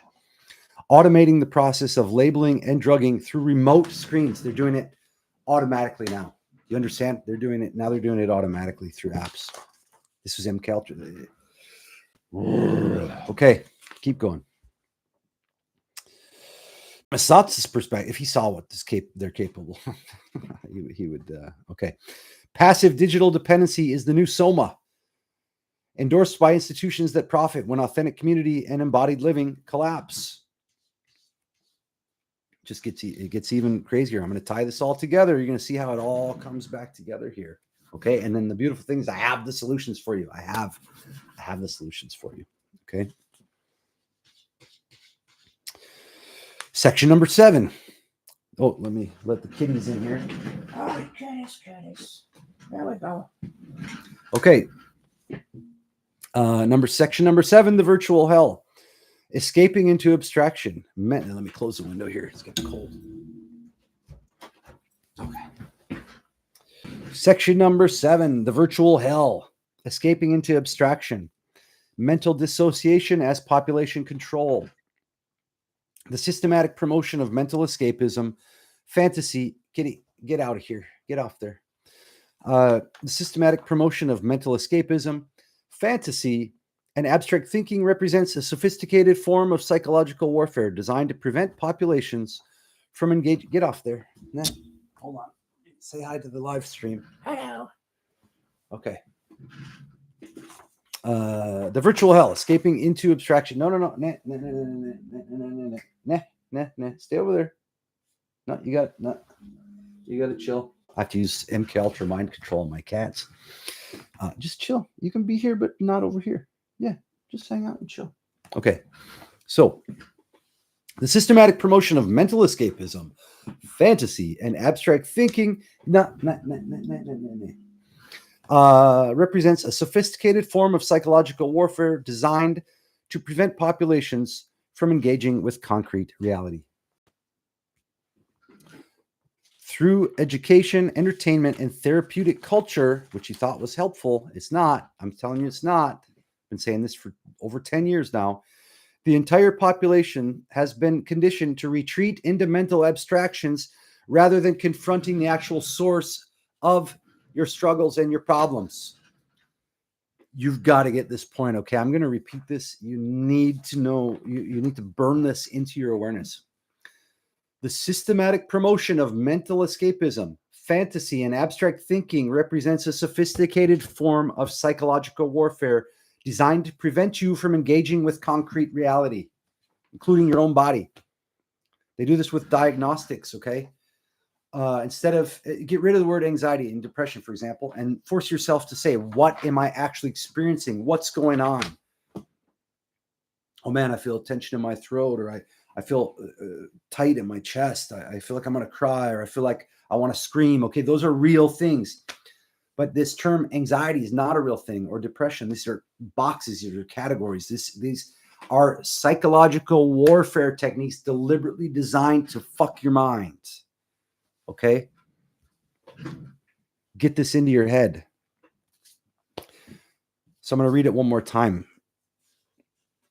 especially for any of you with fractured, for what do you call it? With any of you with fractured attention spans. The systematic promotion of mental escapism, fantasy, and abstract thinking represents a sophisticated form of psychological warfare designed to prevent populations from engaging with concrete reality. Through education, entertainment, and therapeutic culture.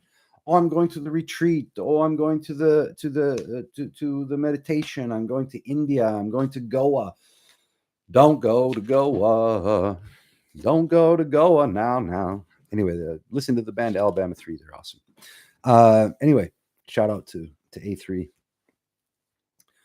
So, therapeutic culture. Entire populations have been conditioned to retreat into mental abstractions, the hell of the mind, the hellish snow globe of the imagination, rather than confronting the actual sources of their problems, which are right here, right in your body, right in your community. Go make dinner for your neighbor. Go forgive your local enemies. Hang out with them. Share some money. Share food. Talk to the neighbors. Tap the old lady on the back, like comfort the old woman who looks sad and depressed sitting at the bus stop. Okay. Help someone walk up some steps, buy some groceries for a homeless guy, whatever. Okay. It's like, if you deal with your body and then your house, okay, and then your local, the people around you, people with you and in your life, all of them, your local community, you will be okay, even when you're not okay. Okay. And then when you're struggling, you're suffering, they're going to help you the same way. That's how you solve so-called mental health. Mental illness does not exist. It's a category error.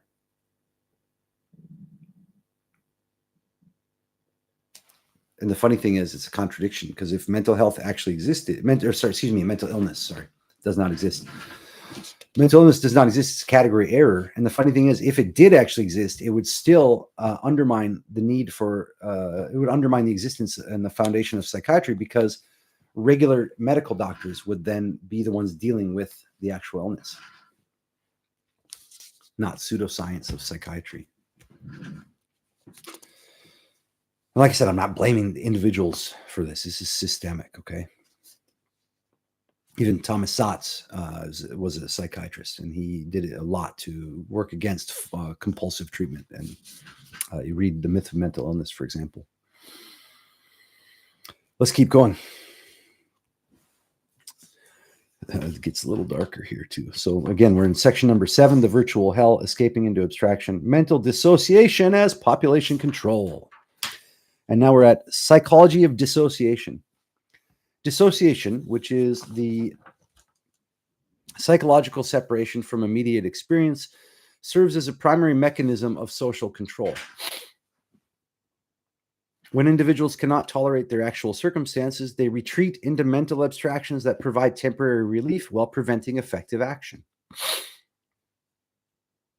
Research documents several forms of systematic dissociation promotion. Educational abstraction. Education systems have been systematically modified to emphasize abstract theoretical knowledge over concrete practical skills. This creates individuals who are comfortable with intellectual concepts but incapable of real-world action. Digital immersion. Technology systems have been designed to create addictive patterns that substitute virtual engagement for real-world relationships and activities. This serves multiple control functions, such as A, isolating individuals from supportive communities. B, creating dependency on technological systems. C, providing mechanisms for surveillance and behavioral modification. And D, generating revenue streams that fund further control mechanisms. Therapeutic culture. The proliferation of therapeutic approaches and psychological services creates what researchers term therapeutic dependency, the belief that problems require professional intervention rather than individual or community action. The proliferation of distraction technologies. Evidence shows that entertainment and information technologies have been systematically designed to create addictive patterns that prevent sustained attention and deep thinking. This follows research originally conducted for MKUltra and related programs on methods for disrupting cognitive functioning. Attention fragmentation. Modern media systems are designed to fragment attention spans and prevent sustained focus. This makes individuals incapable of the sustained thought necessary for understanding complex problems or developing effective solutions. Dopamine manipulation. Entertainment and social media systems exploit neurochemical reward systems to create addictive patterns. This creates a psychological dependency that can be manipulated for behavioral control. Information overload. The systematic creation of information excess serves to paralyze decision-making and promote passive consumption rather than active engagement. And then we get to fantasy as social control. The promotion of fantasy and escapist thinking serves multiple social control functions, such as substitute satisfaction. Fantasy experiences provide psychological satisfaction that reduces motivation for real-world action. Individuals who experience virtual success or adventure are less likely to pursue actual achievement or challenge existing circumstances. Reality avoidance.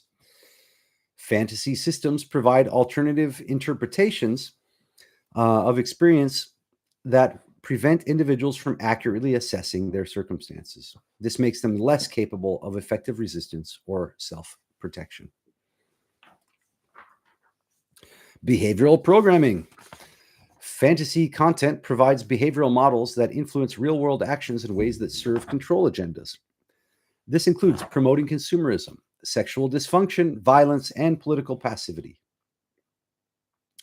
Next, the academic intellectual complex as distraction system. Higher education and intellectual culture have been systematically transformed to promote abstract thinking that disconnects individuals from practical reality. This serves several control functions. Credentialism. The requirement for academic credentials for basic social participation creates dependency on educational institutions controlled by the social engineering establishment. Theoretical complexity. Academic disciplines have been systematically made more complex and abstract, requiring specialized training that isolates experts from common understanding. This creates professional classes dependent on institutional support and less capable of independent thought. Critical theory as distraction. Academic critical theory provides the illusion of rebellious thought while actually serving establishment interests. Students believe they are challenging authority while actually being trained to implement social engineering agendas. Imagine that. 1960s revolution, anyone? Civil rights movement, anyone? Political activism as managed opposition. Political movements and activism have been systematically channeled into forms that serve establishment interests while providing participants with the illusion of meaningful action. The psychological services industry. The massive expansion of psychological and therapeutic services represents a systematic effort to medicalize normal human responses to abnormal circumstances. This serves multiple control functions. Problem redefinition. Social and political problems are redefined as individual psychological issues requiring professional treatment. How handy is that? Where do we go here? This prevents collective action and promotes individual dependency. Pharmaceutical control. Psychological services provide delivery systems for psychiatric medications that alter brain function and behavior. This creates biochemical dependency and reduces capacity for independent thought and action. Behavioral modification. Therapeutic interventions provide opportunities for systematic behavioral modification using techniques originally designed for warfare applications. Where are we at here? Data collection. Psychological services provide extensive data collection opportunities that serve surveillance and social control functions. The virtual hell of mental abstraction represents a sophisticated form of psychological prison that provides the illusion of freedom while preventing effective resistance to social control. By promoting dissociation from concrete reality, this system ensures that populations remain psychologically incapable of the sustained attention and coordinated action necessary to challenge existing power structures. Let's see if we got a little recap there. Digital dissociation, which I just mentioned already. Yeah, we'll save the rest. Okay, so of that, I'm not going to do a full recap of that, but that was section number 7. It's so crazy if you put all this together. I hope you've been watching the whole thing. And if you haven't, go back and watch the whole thing later and take notes along the way if you want. The virtual hell, this has been section number 7, the virtual hell, escaping into abstraction, mental dissociation as population control. And I hope you're starting to see this is all a deliberate thing that strategy that we've all been subjected to. And this is what the radical undoing undoes, because all this shit is stored in the chronic tensions in the body, which prevent you from feeling fully alive and prevent you from dealing concretely with what's actually going on. And so you're solving fake problems installed into your mind through navigating fake diagnostic systems and then being subject to further traumatization through all the personal development, self-help, self-growth. And then again, not the individuals promoting those things. They're not witting participants in these programs. This is why it's so deep and dark. But you're going to find as we get into section number 8 here. Oops, hold on here. As we get into section number 8, let's see here. Okay. You're going to find out as we get into section number 8 how all the New Age stuff, the mysticism, the fake mysticism, the searches, the endless seeking, personal development, self-help, and all that stuff. Like I said, not the individuals doing it think they're doing a good thing. Okay, this is how deep the programming goes. They think they're doing something good and being helpful to people, but they're not, because they're not dealing with the root cause of what's going on. So they end up being unwitting, participants in messing everybody up even further and keeping them trapped in the camp of concentration on the virtual hell of the snow globe of the imagination. Section 8, a psyop of distraction, psychology's red herrings, endless categorization as mental trap. The systematic proliferation. Hey, cat, stop that. Chill out. Don't do that. Don't destroy things. Come on. Chill out. Stay right there. The systematic proliferation of psychological typologies, personality systems, and diagnostic categories. Hey, I'm going to put you outside. Put you out of the room if you do that. Stop digging. Stop tearing apart the sheets, okay? Just lay down and chill out. Okay, let's get into number 8. Section number 8. Don't do it, kitty. Don't do it. The systematic proliferation of psychological typologies, personality systems. So this includes like human design, which we've also torn apart, systematically destroyed earlier on live streams on this channel. If you go into the live tab, you'll find that. Human design, astrology, all this just utter madness. No, get out of there. Hey, no, get off of there. No.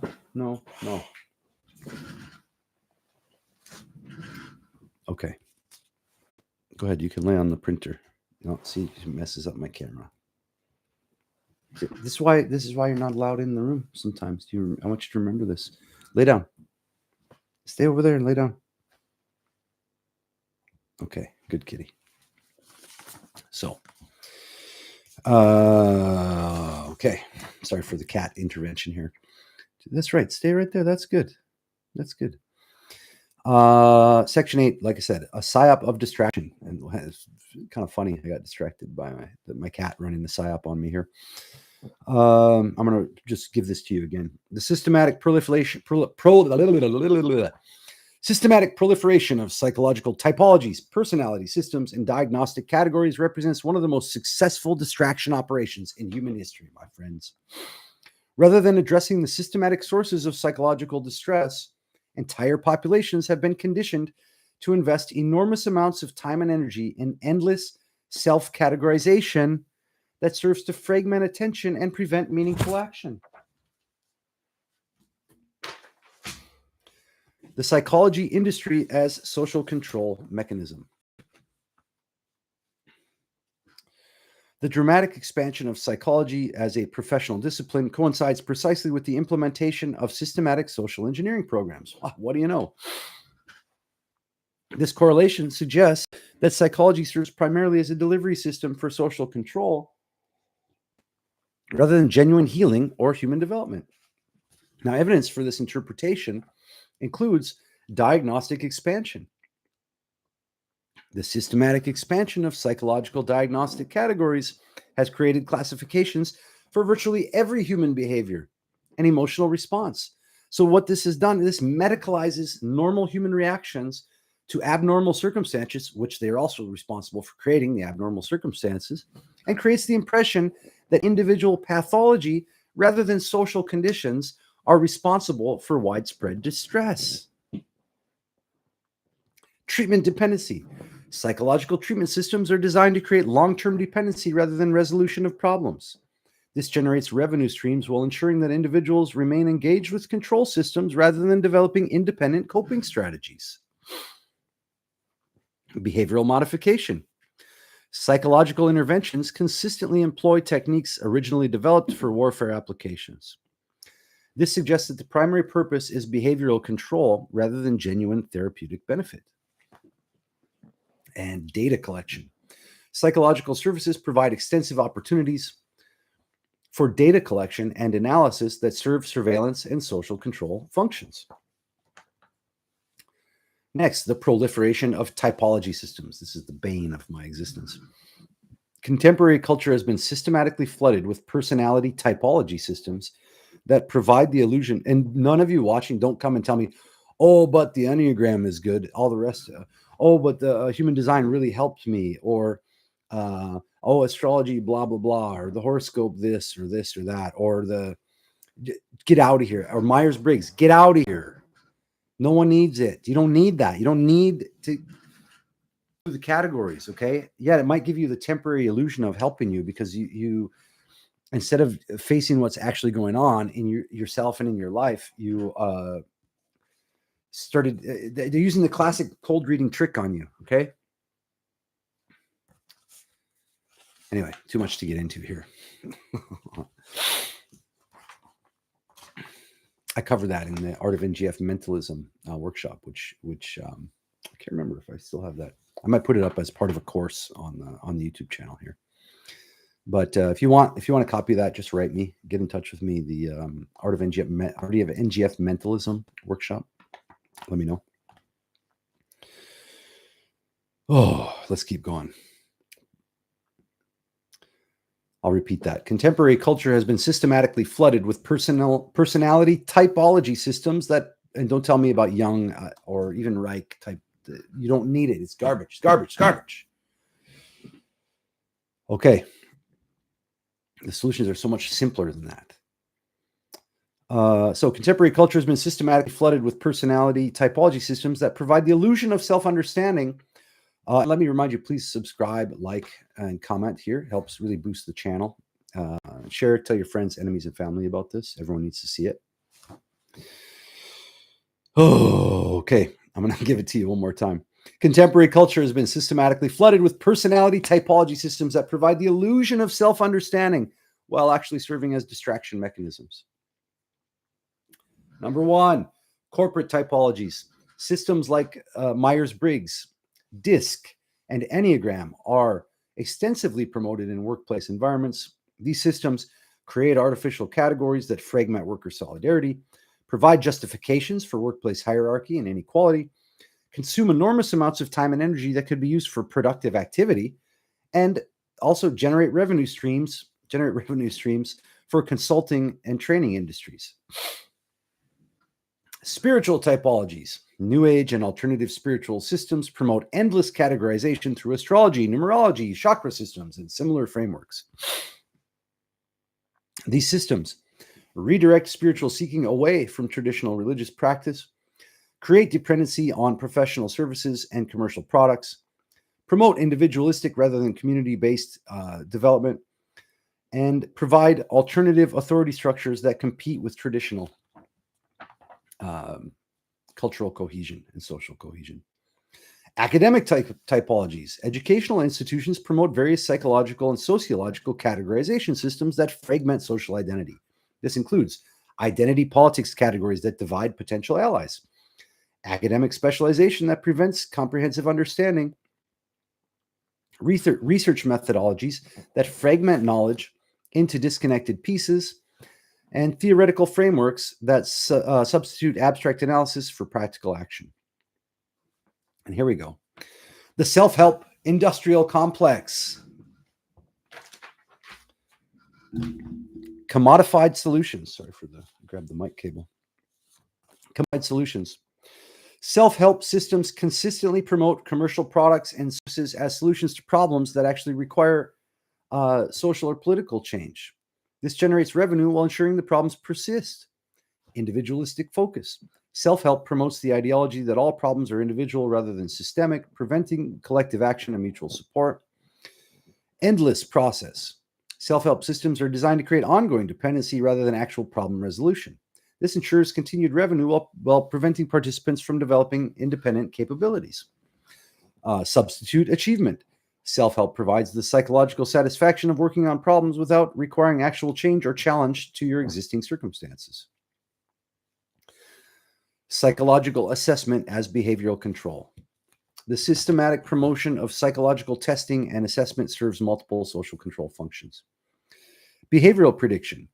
Psychological assessments provide data for predicting and influencing individual behavior. This information can be used for employment screening, marketing targeting, and political manipulation. Social sorting. Assessment systems provide justifications for social hierarchy and inequality by attributing differences in outcomes to individual psychological characteristics rather than systemic factors. Therapeutic intervention. Assessment results provide justifications for therapeutic interventions that modify behavior according to social control objectives. Identity manipulation. Assessment results influence self-perception and behavior in ways that serve control agendas. The distraction function. The most significant aspect of psychological categorization systems is their function as distraction mechanisms that prevent attention to actual sources of problems. Energy diversion. Individuals invest enormous amounts of time and energy in self-analysis and categorization that can be used for practical problem solving or collective action. False understanding. Categorization systems provide the illusion of understanding while actually preventing genuine insight into personal or social dynamics. Social fragmentation. Categorization systems create artificial divisions between individuals who might otherwise recognize common interests and work together. Authority dependency. Categorization systems create dependency on professional experts who interpret and apply the systems, preventing independent thinking and action. The psychology industry's red herrings represent a sophisticated distraction operation designed to prevent populations from recognizing and addressing the systematic sources of their distress. By promoting endless self-categorization and analysis, this system ensures that human energy is consumed in mental activity that serves control agendas while preventing effective resistance to social engineering programs. So that was section number 8, which was, just to let you recap, it's an important section, a psyop of distraction, psychology's red herrings, endless categorization as mental trap. Let's see if we got a little bit. The maze of classifications, just a little recap. Labels as chains. So to recap a little bit, Myers-Briggs, Enneagram, and endless diagnoses reinforce external management and never real self-knowledge. The DSM-5 diseases are bureaucratically voted in and out of existence, but not actually discovered in the real world. Personality and gender fluidity concepts weaponized into policy make everyone perpetually diagnosable and thus perpetually manageable. The more labels, the less agency. So let's go ahead and go to section number 9. We're almost done. Thanks for sticking with me, folks. I know, if you had to have your attention span fractured, this might be difficult, but I hope that you're finding it as fascinating as I am. The roots of this current psychological warfare that you have been attacked by. All of us have been subject to this without fail. Everyone. Section number 9, wreck the universal, cultural warfare, and category collapse. The systematic attack on universal categories and shared objective reality represents the most sophisticated aspect of the social engineering agenda. By destroying common frameworks for understanding truth, morality, and human nature, what did I do here?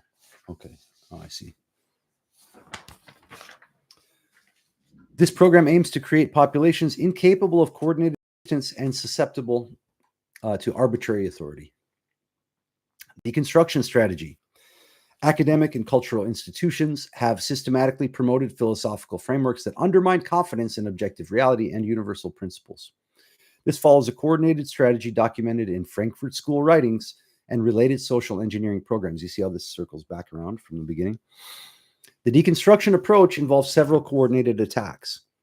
Number 1, epistemological. I can normally say that. I'll take a sip of tea here. So the deconstruction strategy, part 1. Epistemological relativism. The promotion of philosophical positions that deny the possibility of objective knowledge. Now, I want to share something with you just briefly. We'll get into this in other videos too. And I have, if you watch the videos with Posh about worldviews, we get into this more. But if you say the statement, there is no truth, or truth is relative, you are immediately in a self-refuting contradiction. If you say there is no truth, I just ask you, oh, is that statement true? Okay, if you say truth is subjective, you could say, oh, is truth always subjective? You see how each of those statements relies on and presupposes the existence of an absolute truth, while pretending that it doesn't exist. But it's just a little tip of the iceberg for you. Think of some food for thought. Oh, let's keep going. This creates populations unable to distinguish between truth and falsehood, making them susceptible to manipulation by anyone who claims authority. Moral relativism. The systematic attack on universal moral principles in favor of situational ethics and cultural relativism. This eliminates the moral frameworks necessary for resisting actual tyranny and evil. Linguistic manipulation. The systematic redefinition. I'm being linguistically manipulated. The systematic redefinition of key terms to serve ideological objectives. This creates confusion and prevents clear communication about important issues. Historical revisionism. The systematic reinterpretation of historical events to serve contemporary ideological perspectives. This eliminates the historical knowledge necessary for recognizing recurring patterns of tyranny and resistance. Hey, Caddy. The gender and sexuality agenda. The systematic promotion of gender ideology and sexual confusion represents a particularly effective attack on universal categories. Biological denial. The promotion of theories that deny biological reality in favor of subjective identity claims. This attacks the most basic category of human identity and creates populations disconnected from physical reality. Family destruction.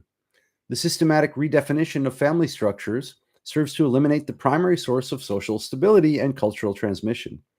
This creates populations dependent on institutional support and more susceptible to social control.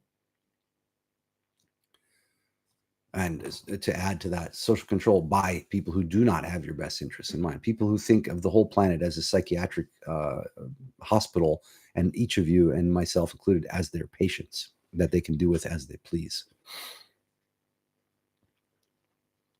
All in the name of eliminating social injustice. Can you believe it? That's what the lengths they're willing to go. They're going to end social injustice by killing all of us.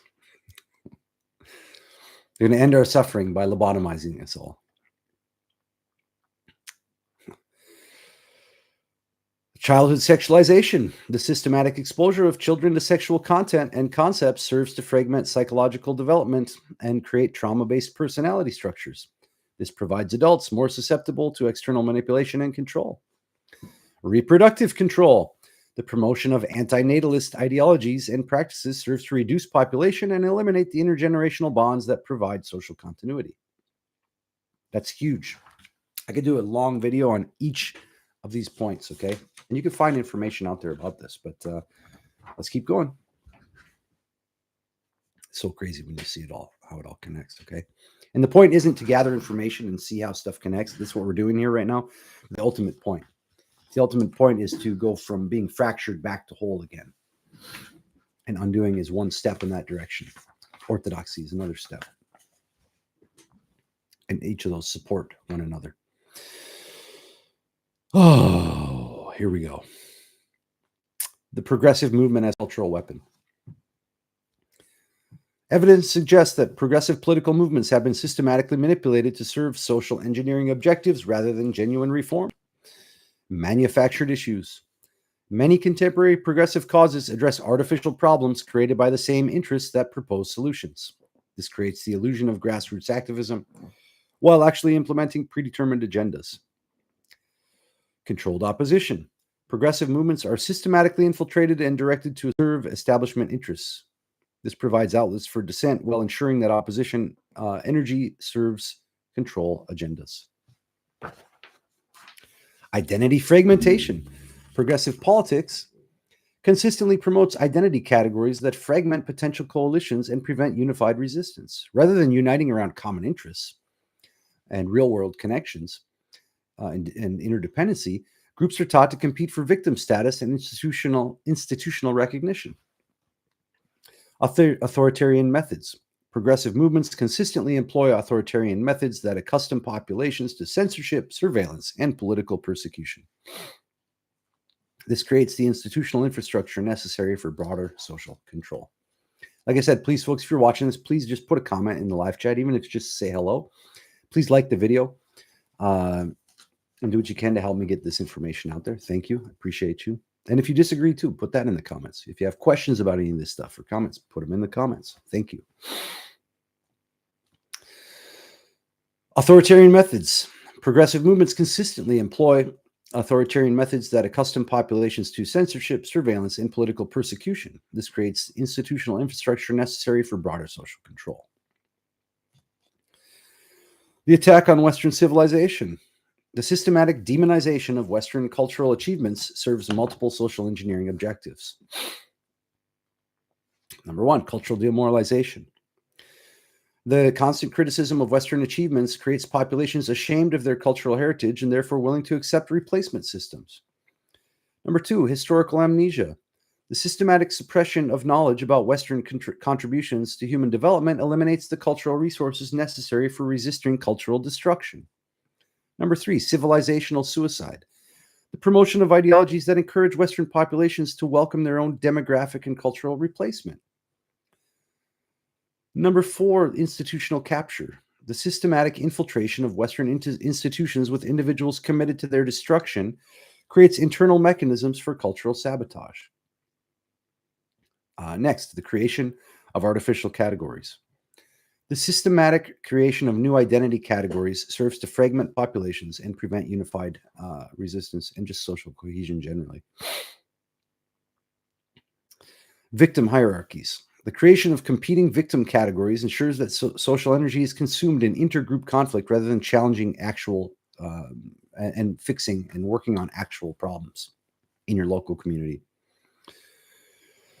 Professional classes. The creation of specialized professional categories dependent on institutional support prevents the development of independent cultural leadership. Consumer segments. The systematic division of populations into marketing demographics serves commercial objectives while preventing the development of shared cultural identity. Political tribes. The creation of artificial political divisions ensures that populations remain divided and unable to recognize common interests. The destruction of shared reality. The ultimate objective of category collapse is the elimination of shared frameworks for understanding reality, or let's call it the elimination of a coherent worldview. Truth relativism. The promotion of theories that deny objective truth makes populations incapable of distinguishing between reality and propaganda. Moral nihilism. The systematic attack on moral frameworks eliminates the ethical resources necessary for resisting evil and tyranny, as I mentioned before. Cultural atomization.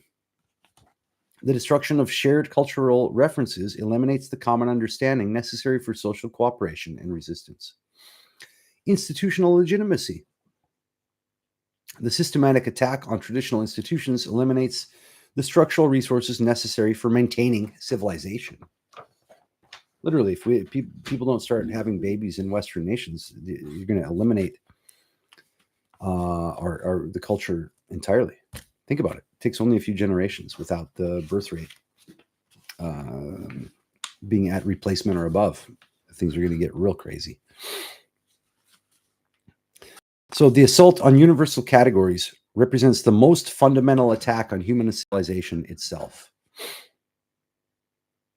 By destroying the conceptual frameworks necessary for shared understanding and coordinated action, this program aims to create populations incapable of effective resistance to arbitrary authority and systematic exploitation. And finally, we've arrived at number 10. So we're almost finished here, folks. Oh, let me grab one more thing. Just my other notes here. Put these here. Okay. Oh, let me do a little recap of that. So recap from part 9. Collapse of the universal, the logos, under attack. Truth, meaning, gender, and culture are atomized by postmodern policy and pharmaceutical contract.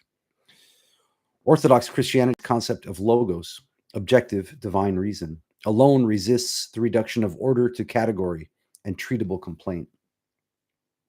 A society that no longer believes in knowable reality is a society surrendered to the rule of experts, so-called therapists, and technocrats.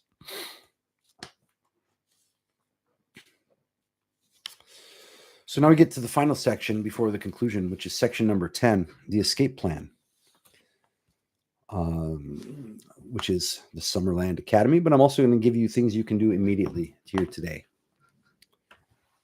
Yes, I do have paid programs, but I also have an insane amount of free material out here online. You can reach out to me too. And I provide endless amounts of resources. Basically just some very simple exercises you can begin with right away.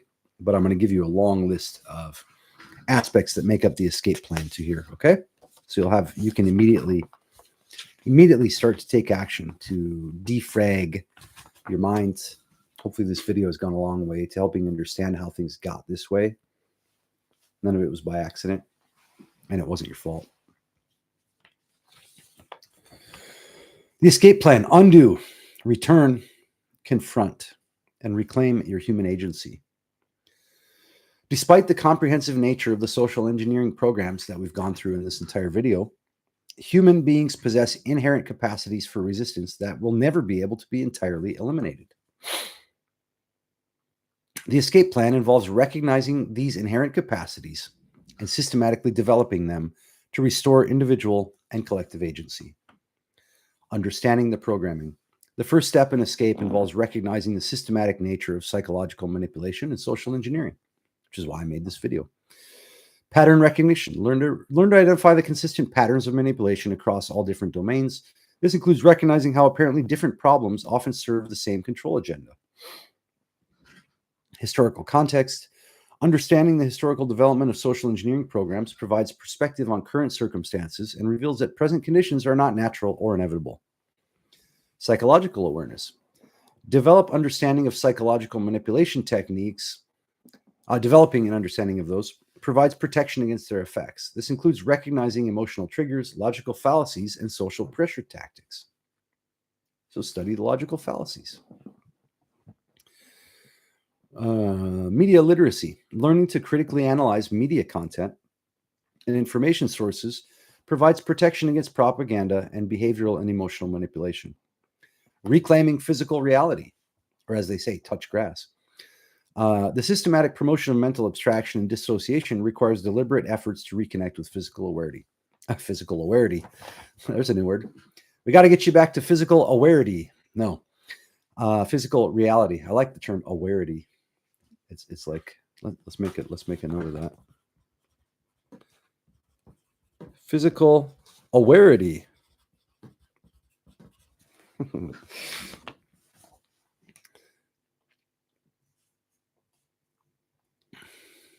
Body awareness, developing conscious connection to physical sensations, breathing, and embodied experience. This provides grounding that counters dissociative programming and emotional manipulation. Because, of course, when your mind is in the same place as your body, it's very difficult for you to be fragmented. Okay? Your mind will fight you on this, but all of the techniques, all the trainings that I teach through the Summerland Academy, both in the free and the paid programs, are designed to defrag your mind. Undo the effects of all this cultural programming, all this garbage, and bring you back home to the body, bring you back home to the awareness, the actuality in which we live and dwell, and reconnect you with yourself, the people around you, your local community, the ground, the water, the river, the grass, the trees, the concrete, everything that's tangible and right here now. So, body awareness, like I said, provides grounding that counters the dissociative programming and emotional manipulation. Practical skills. Learning concrete practical skills provides confidence and independence that counters learned helplessness and professional dependency. This includes basic survival skills, traditional crafts, and practical problem-solving abilities. Direct experience. Prioritizing direct experience over mediated information provides accurate feedback about reality and counters propaganda and virtual manipulation. Physical health. Maintaining physical health and fitness provides the energy and resilience necessary for sustained resistance to social pressure and manipulation. Developing psychological resilience. Escaping psychological programming requires developing the mental and emotional resources necessary for independent thought and action. Critical thinking. Developing systematic approaches to analyzing information and making decisions. This includes logical reasoning, evidence evaluation, and recognition of cognitive biases and emotional manipulation. Now, this stuff might sound complicated, but like I said, we deal with all of this in the Summerland Academy and Radical Undoing training, bit by bit, day by day, moment by moment, and you can experience some relief almost immediately. Just use the videos in the playlist here. Use the face stretches, use the shoulders to ears technique, use the flops. There's a playlist called Self, which stands for stretch the face, elevate the shoulders, the laughing breath, and the flops. Do those 4 exercises every morning and every night. It's going to absolutely blow your mind, defrag you, and bring you back. You can also try the silent presence exercise, or what I call the fake meditation. All of this is available for free here on the channel. Okay. If you like that stuff, you like me, you want to work together, then I do really deep work where we have really great connections online together, and then also in-person workshops where we can go into all kinds of fun, creative techniques, adventures in the world, cognitive experiments, written exercises, all meant to restore you back to a sense of wholeness and awareness of what's actually going on inside and around you, instead of being subject to the hell of the snow globe of the imagination, the snow globe of the imagination. Emotional regulation, learning to manage emotional responses to maintain clear thinking under pressure. This includes techniques for managing anxiety, anger, and other emotions. And I think you can eliminate these things in a certain sense, or eliminate your reactivity to them. You can raise your frustration and anxiety tolerance with systematic radical undoing work over, 6 months to a year, 2 years or so. So regulating anxiety, anger, and other emotions that are normally exploited for manipulation. If you can trigger a person to anger, if a person can be easily triggered, they can be very easily controlled. Value clarification, developing clear personal values and developing clear values and principles provides guidance for decision-making and resistance to social pressure. Live by your code. Live by a code. Watch the movie Ghost Dog, The Way of the Samurai. Or look at how read some Lives of Orthodox Saints. Read the life of St. John of Shanghai and San Francisco. Read the life of Father Seraphim Rose. Read the story about Elder Pavel, who said, "Thank God for the prison camp." Read the story of St. Gabriel of Tbilisi, of Georgia. And see, living by a particular code makes you essentially impossible to manipulate and control.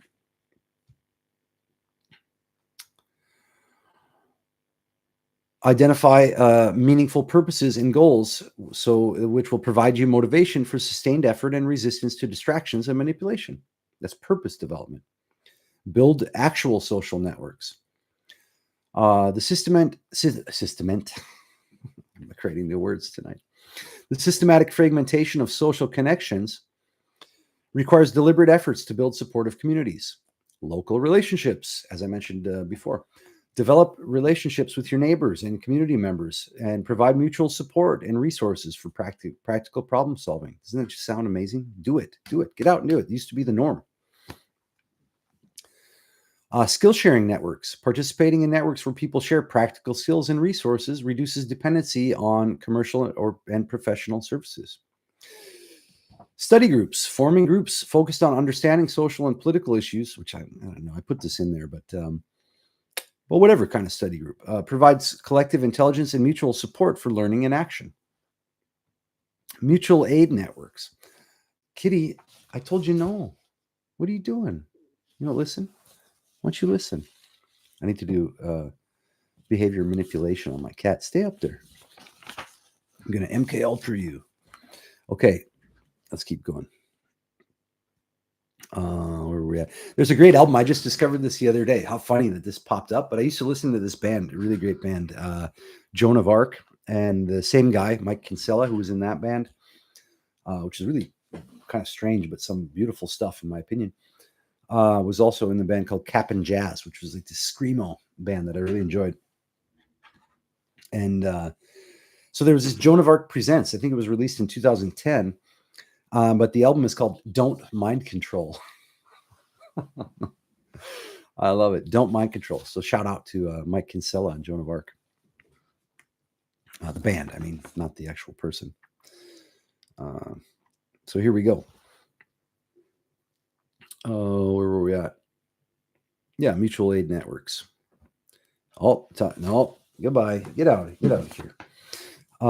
Developing systems for mutual assistance during emergencies and difficulties provides alternatives to institutional dependency. Spiritual practice and cultural recovery. Recovering authentic. Can tell I'm live streaming for a little too long right now. Let's get through this. We got like 2 pages left. Recovering authentic spiritual practice and cultural knowledge provides the deepest resources for resistance. Traditional spirituality, which, let's face it, is Eastern Orthodoxy. Engaging with traditional spiritual practices. Go to Divine Liturgy, folks. Check it out. Come and see. Engaging with traditional spiritual practices provides connection to transcendent values and sources of meaning that cannot be manipulated by social engineering. Cultural heritage. Learning about authentic cultural heritage provides identity and values that counter artificial identity categories and consumer culture. Contemplative practice. Developing contemplative practice, such as prayer and contemplation and reflective reading, provides inner resources for maintaining perspective and purpose. Sacred community. Participating in authentic religious community provides social support and shared values that counter individualistic manipulation. But just make sure it's a sacred community or a religion that has a coherent worldview. Practical resistance strategies. Implementing practical strategies for resisting social engineering requires coordinated individual and collective action. Economic independence. Developing economic independence through alternative economic systems. That's not exactly possible most of the time, but it is I've seen it work in small situations like Montana. I think in Billings, they had funny that the name is Billings. They had like a local currency that you could sort of like kind of like a barter system, but with an actual currency, so you didn't have to do one-to-one bartering. But there's ways people have done this. I think maybe in Colorado and some places too. It's just too bad it gets associated with this like hippy dippy new age crap.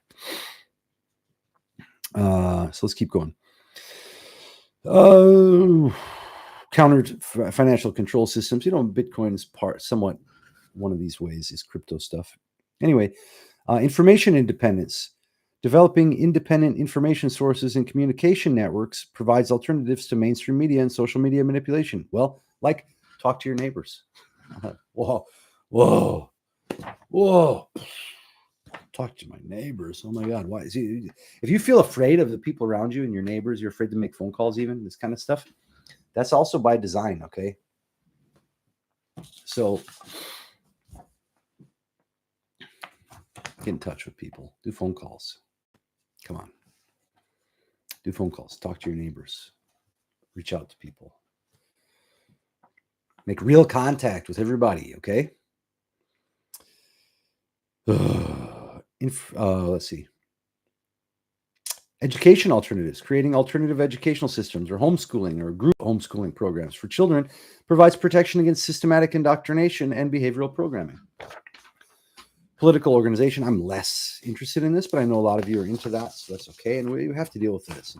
So local politics can be malleable too. Political organization. Developing political organization focused on fundamental issues rather than artificial divisions provides potential for meaningful. What's going on, Caddy? Relax. For meaningful social change. The restoration of human agency. The ultimate. Hey, I'm doing a video here, Kat. Just relax. The restoration of human agency. The ultimate goal of escape is the restoration of authentic human agency, the capacity for conscious choice and meaningful action. Individual sovereignty, which I'm questioning this a little bit, but we need some kind of agency, some kind of sense of self, even though deeper you go into, like, for example, Orthodox Christian worldview, you do get into self-denial, like denying the base desires and habits. Okay. But you have to at least have a coherent and a whole sense of self in order to even do self-denial. Okay. You have to defrag in order to actually handle and resist the passions. Okay. Oh, let's keep going. We're almost done. Reclaiming personal authority over decisions about health, education, work, and relationships. Collective self-determination, participating in communities that make collective decisions based on shared values rather than external manipulation. Cultural creation, participating in the creation of authentic culture based on human values rather than commercial or ideological manipulation. For example, sharing meals together. It can be that simple. Let's keep going. Spiritual development, engaging in authentic spiritual development that connects individuals to transcendent sources of meaning and purpose. Lord Jesus Christ, have mercy on us all. The escape plan represents a comprehensive program for reclaiming human dignity and agency in the face of systematic social engineering. While the challenges are enormous, human beings possess inherent capacities for growth, learning, and resistance that make freedom possible for those willing to undertake the necessary work of personal and collective transformation.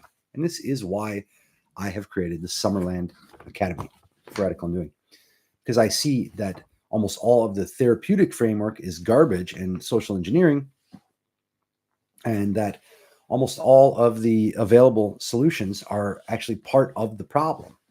And it's even if they have techniques that are actually useful for you, the worldview and the frame in which they're being delivered to you are creating more problems and more tension. Okay, Summerland Academy undoes all of that.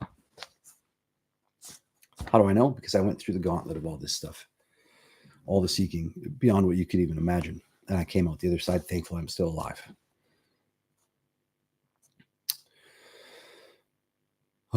Conclusion, the path to liberation. And I hate the word liberation, but I'm saying liberation from the psychological warfare that's been foisted upon all of us. The evidence presented in this comprehensive analysis that I've given you reveals the existence of a coordinated, century-long or longer program of psychological warfare directed against human consciousness and the psyche itself. From the early experiments at Tavistock through the horrors of MKUltra and Phoenix to the contemporary assault on cultural and traditional values, we are witnessing the implementation of the most sophisticated system of social control in human history. Yet this analysis also reveals the inherent limitations of such systems. They depend upon human ignorance, social fragmentation, and spiritual emptiness. When individuals awaken to the reality of their situation and begin to reclaim their authentic capacities for thought, feeling, and action, the power of these control systems dissolves. The Summerland framework provides both diagnosis and cure. By understanding the systematic nature of psychological manipulation, we can begin to recognize its effects in our own lives, communities, and even our own bodies. By reclaiming our connection to physical reality, authentic relationships, and transcendent meaning, we can begin to escape the virtual hell that has been constructed around and within us. The choice is clear. This is a better angle. The choice is clear, my friends. Continued submission to psychological slavery, disguised as progress, or the difficult but ultimately liberating work of reclaiming our humanity. The evidence shows that the freedom remains possible for those courageous enough to pursue it. Let me give you an example. Pavlov's dogs, the famous experiment where Pavlov conditioned dogs to drool at the sound of a bell or at the appearance of a worker. They were in a basement, and the basement flooded. And what they found was that years and years of conditioning of these dogs, when the basement flooded and they escaped, all the conditioning was undone. Think about that.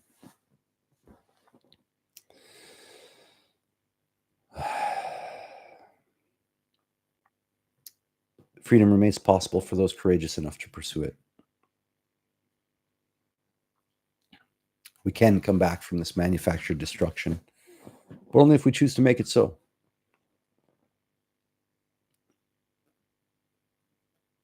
And as long as you remain unaware of the mechanisms, you're going to keep being subject to these things. But if you watch this whole video a couple times and really try to understand each of the sections, it's going to go a long way to getting you back grounded into awareness of what's really going on, where you can actually deal with things. So the cage door is open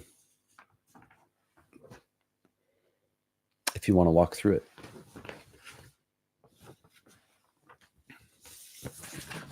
Let's do just a little bit of recap. The escape plan, undoing the programming, awareness, see the system, reject its deceptions, know that mental illness is not a disease, chemical imbalance is a myth, and psychiatric diagnosis is existential, social, and spiritual, never purely medical, which is a disaster. Refusal, defend your right and your children's right not to be diagnosed, medicated, or shamed for natural suffering, difference, or rebellion. Recovery, practice things such as orthodox nepsis, and nepsis is a Greek term meaning wakefulness or watchfulness in Orthodox Christian theology. It's a state of spiritual vigilance or sober-mindedness that involves constant awareness and guarding of one's thoughts to resist temptation and maintain an inner sense of peace. Now, it's not easy to do, and I'm not going to give you any spiritual advice, but I wanted to mention it so you're aware that something like orthodox nepsis even exists. Okay, you don't need some mindfulness program, but go, hey, no. Told you no. You're going to get kicked out of the room if you keep that up. Nah. So, no. Stay over there. I'm almost done, kitty. So practice nepsis, trauma-informed breath and body work, like the radical undoing work in the Summerland training, and embodied practices. Seek community, tradition, and lived action, not virtual escapes or chemical compliance. And resistance, every act of spiritual and personal reclamation, like prayer, creating things, becoming creative, sharing your gifts, sharing your God-given gifts with the people around you, whether that's online or even better in person. Share your gifts with people. Share your gifts. You have gifts you can share. Share your gifts with people. become who you really are. All of this, and create real connection, establish connection, look people in the eyes, give a compliment to the clerk at the grocery store. Like I said, talk to your neighbors. All of this undoes the machinery of Tavistock, the Bernays, and the psychiatric state. The system only works, the system of psychological warfare that's been exacted upon us, only works if you let it name your pain and your suffering as disorder, your mind as diseased, or your child's spirit as a chemical defect. Summerland Academy is the counter-initiation, the path to naming, unmasking, and dismantling the machinery inside and out, restoring your dignity and your sovereignty to make these decisions for yourself at every level. The bars are simply pieces of paper. The chains are just words and ideas and physical tension in your body. And the time is now. As they said on one of my favorite shows, Millennium, which was created by Chris Carter, who made X-Files, this is who we are. Welcome to Summerland.